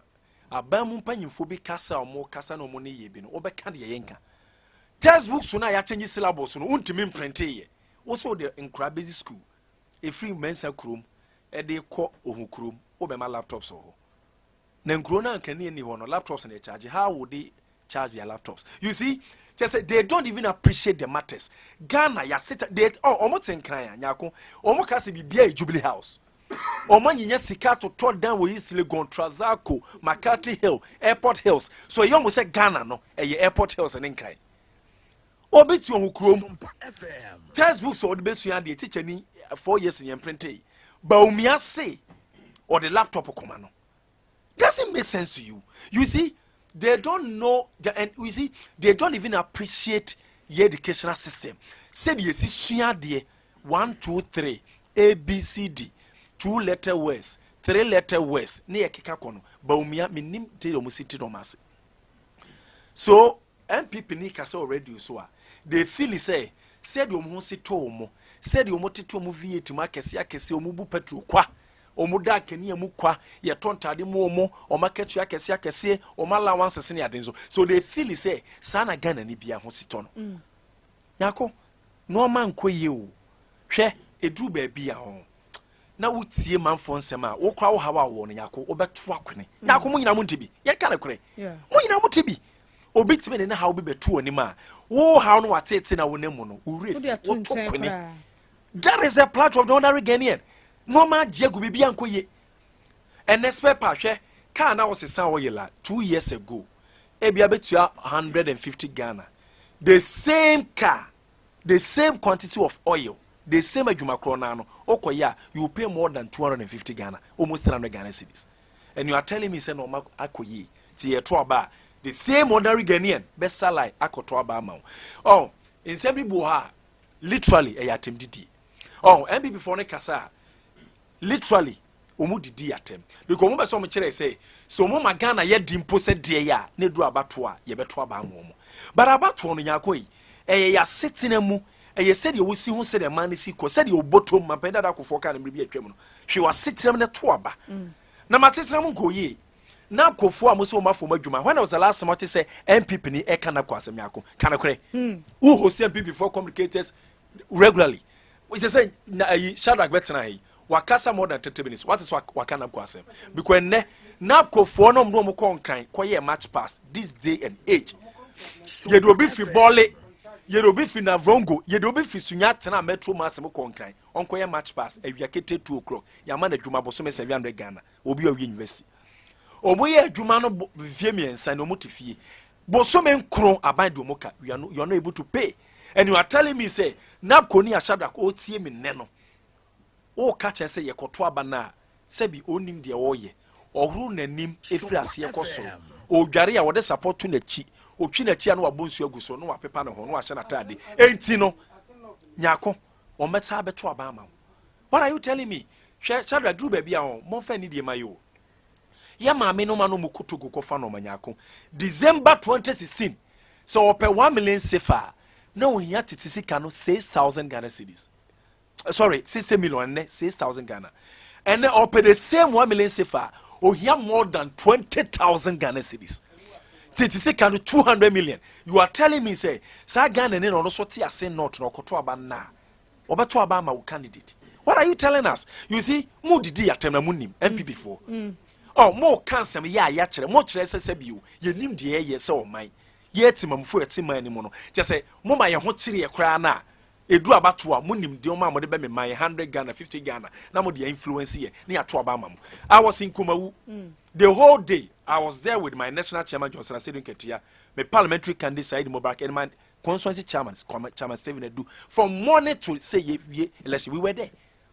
Every police station because someone he will be say there is a car park there, a parking car, sika oho, 100 Ghana kotoaba. Why? Every police station. I was there. Obia obeduru obia 100 Ghana. Omo gadan kofo hwe. About 12 p.m. avia. Ekobo 1. Yeni national chairman do police station. Ye babusa letter officer and say, "Ebi ni pastor was trouble. Was ebi ni pastor 350." As at 1 p.m. Baby, was the party 50 trouble. Omama trouble man 60. A party. Omo kofa prompters. Sani ye fro omo. Utimi kofa nipa ba ku free film be trouble. Ni amount 50 Ghana. Into utimi the nipa 20 by 200 Ghana. Mranti ukromo. That was what they were doing there. Muku chesika. Why Nyarko? Obeti ya catch them say. And more 1 cup. A sichire. And the keka wa ye chechere mo hu bi. Nyarko videos na ma publicly. So, but you see, one good thing about Asen is say, Asen and the constituency man for Oma who jeji question na momo kakra or the Abroma's MP. You see, the man is loved. Nipa no dono because omunya jidie wonimu. Mema Renvi say the year 2016 MPP won Asino. Shadrack Eka say onim pa once what church do or no what jump wa born ni atra. You won, but Jechi question was able to do the magic for us in Asen. He won he won against your candidate for close to 4,000 votes. Oh, mebaho. Or when they buy almost 4,000 votes, you are here talking about so when. Sa time na year to about 2020 no. Na say the Ghana ho kire abandon no, nenya nusa o. Na sika die the level of corruption no. And never honor near Nusa. Let me come to the matters. 2019, Jechu question Eddie Nekrata Koma Canada buying. Say, my citizenship are more with the Canadian government, no, may renounce it. That is why we call it in law. COVID about 2020. What it started later part of 2019, but 2020 was the epicenter. Ghana, most of the European countries, America, and the rest. So most of these embassies and consular offices, they were closed. So due to administrative matters, of in 2019, some person Canada nibio, many Criminal Offences Act, 1960 Act 29, Section 11 was the intent. Adibi Albayan, even in criminal law, only. But I any adria teacher would ye be mrajitum. Why? Obitimi kuni pay say and yammed the manslaughter. Why? But wakunipa. Obi di care. Mame mo example. Ene de ye law to trust kakra. Obi drive ya odu janshi akwa bi dimirika no de kana bono. Wakunipa all right, but was that the intent wasn't there to kill or to cause murder. It will be a watch to bo bi no. Ye de nit sani pa menu ko gina court a. Ye mfa tem wo kro no emma wo mo. Shadrack you know wonim. Ukra de misini ane pa. Wonim ade ni mra no. What you say? So, Jechi Question's intent was declared in 2019 and Sakwana 2020. Yesi SRT opinion nominations in October. October na officially. Every person or a parliamentary candidate and as also contest independent whatsoever. Almost a democrat eko yesi. Only said Jechi Question has sent travel to Jemensa. Shadrack, you know, Jemensa a lawyer.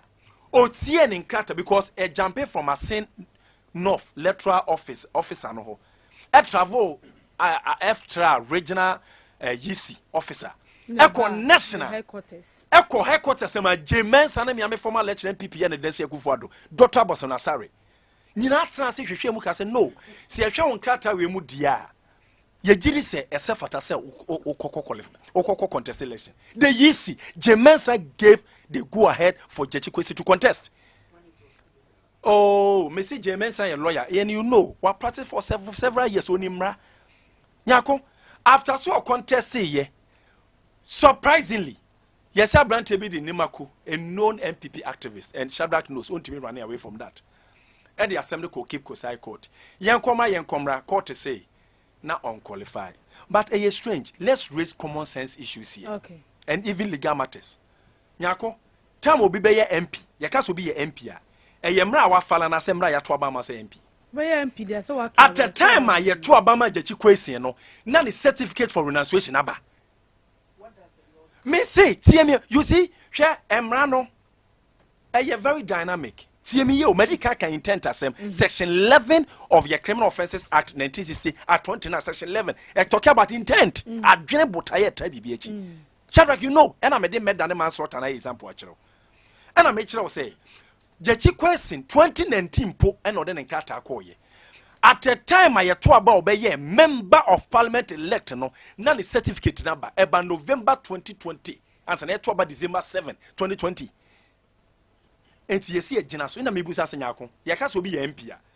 Minia side Mubarak, or your candidate and your MP. On filing po ewo lisi. If the side Mubarak bet me, Annam Sunya has or a member of parliament, and also a member of parliament elect. A your timer, what file ya to a bam mount. And a member of parliament was here or was unity. So you know, I'm running there, said Obika, at the bosom of the judges. Omoku kumuneda. And Panyibi Kai say, Asemoko quarter, Mubo Munkro wie, ne defense de na address bar.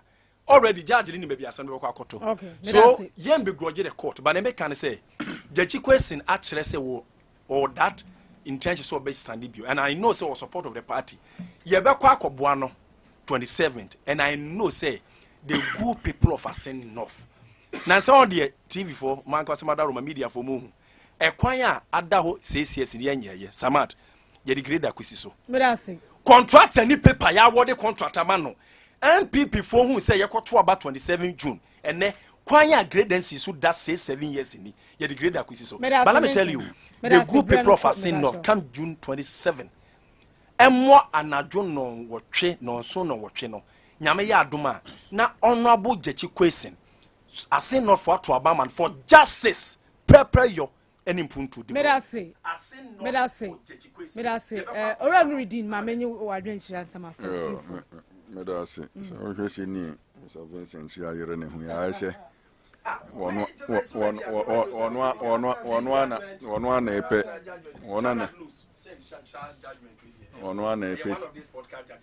na epe seat no aje pacho ma mintio Mr. Nuruddin Mr.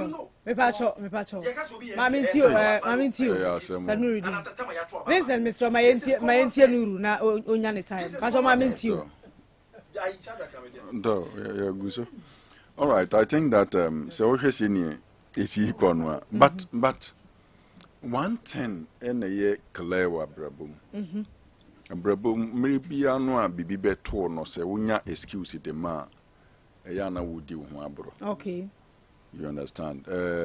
Adiwe president wo ho Boku Central DEC and Masa Mamen Casa that be may come. How do you think you can't conjecture how our land? That's a Akura Anwa is the same dual citizenship. Pacho maninya the time na atie for brass na mean to me fatie for Mr. Pacho my meeting. Tau yari any bi no yen to aso. I think that Sir Adiwe no say NDC for instance any in particular ne MPP I think say omo na the two major political parties are SSID omo hwe in a sense that anamobi a wutu no say one for the negative side of it and guide the one amutu a positive ne nko positive no nko a obe lose. Okay, you understand nti obi a file say wo pese wo contest mo amunsu nim say we obi a wo domiciled wo different country wo dual citizenship party no ankasa no hwehwe mu no omo veti ne nuama ne nyina hu say sa nipa yi ye de na kwa yen konya problem bi e we chire party asudi so mutikisa because unim advantage or opponent be capitalize on abra loophole bi abeda ho. Okay. Fine. Nti after that no electoral commission no omoye we nyina ekoto electoral commission so anim se nipa yi party no ayi asumasi se wombra na ye mfa no nkokon no electoral commission so findings ko wie sen omo free no se obetimi a contest. You understand? Nti se ye no sini esese ye no mraso any requirements a hia se yenya yetimi ye na submit a menya so se we ya de a say travel do baby adru no NDC for dede a omoye bebrebe nyina omunjintum say there is an error they have to relook at when going into future elections, especially with people are almost free actually ever contested. What yes yes obenyini ache because se one yes yes PNC kura hu sa lupu no ye be masa ade no asi. Nti I think that is how it is. But mine one kasa no se wo gina se ombeto ama no na ebia how I ewo ganam nipa nya dia nsu no man stars like that. I think that sa elections here omuye nansan wo hayi kumawu die no ma dano malaria chime adenti because sini na ye ti dede a eko sini ye nyina nim how aye fam ene nuema bi no em say a majority of them atias say yes ye fa how mu die na me gidi say eye bibia asia enye ye kandifo ne pe nti ye be eto government of the day and besides say almost stronghold so hwe kwan a mo fa so to aba no a omo to chen ne na omo to 2020 elections. It means that still no MPs NDC appreciated by 300 votes no money aje. No, MPP mo na appreciated by yes, NDC 1,000 something. You understand? No money aje, but I think that sa elections here mo kwi 27 senior Mr. Vincent here can all started horoso say what I know ne say end that from sa any political just a moye mu homework ye ka kwan a omonye be several years a mode machine akosi so that is the incumbency advantage and the benya after all there na eso wo ye bibia nso ne mmaye no se bi wie peye no nyame mere wo ho nti mere a ebeba no se nyame se ye bia mo kwan a mo beye mo parliamentary candidate na yebe disqualify no na yakọ ebi a run off na mo anya saa niema no a omo time omo mere aso omo mere na aso nti se omo kọ na saa niema na omo ye no timi convince omo a me gidi se ombeto ama omo but difficult kakra especially mere a NDC and hold this particular seat no but say na seat no se wo hwe saa seat no a ekoba we kakra na we aba and start like that but the last election in 2020 no na NDC no timi twen mu be 4,000 but say the normal tradition na no me gidi say be diama MPP but I think say me debesi hana me da say ha me fatie photo na yenkwe good evening udini ba bia free Nyarko undashile godokuru sile yentio tako mamembo abase na nta kwanya ulisia da greater papa tempenyi na membo mabase ni America nyina na say Ghana ya politics no you very careful our the way ya kasa was ready ko fi Vicente no konde na na do yes ni na na da no mo ka se o ma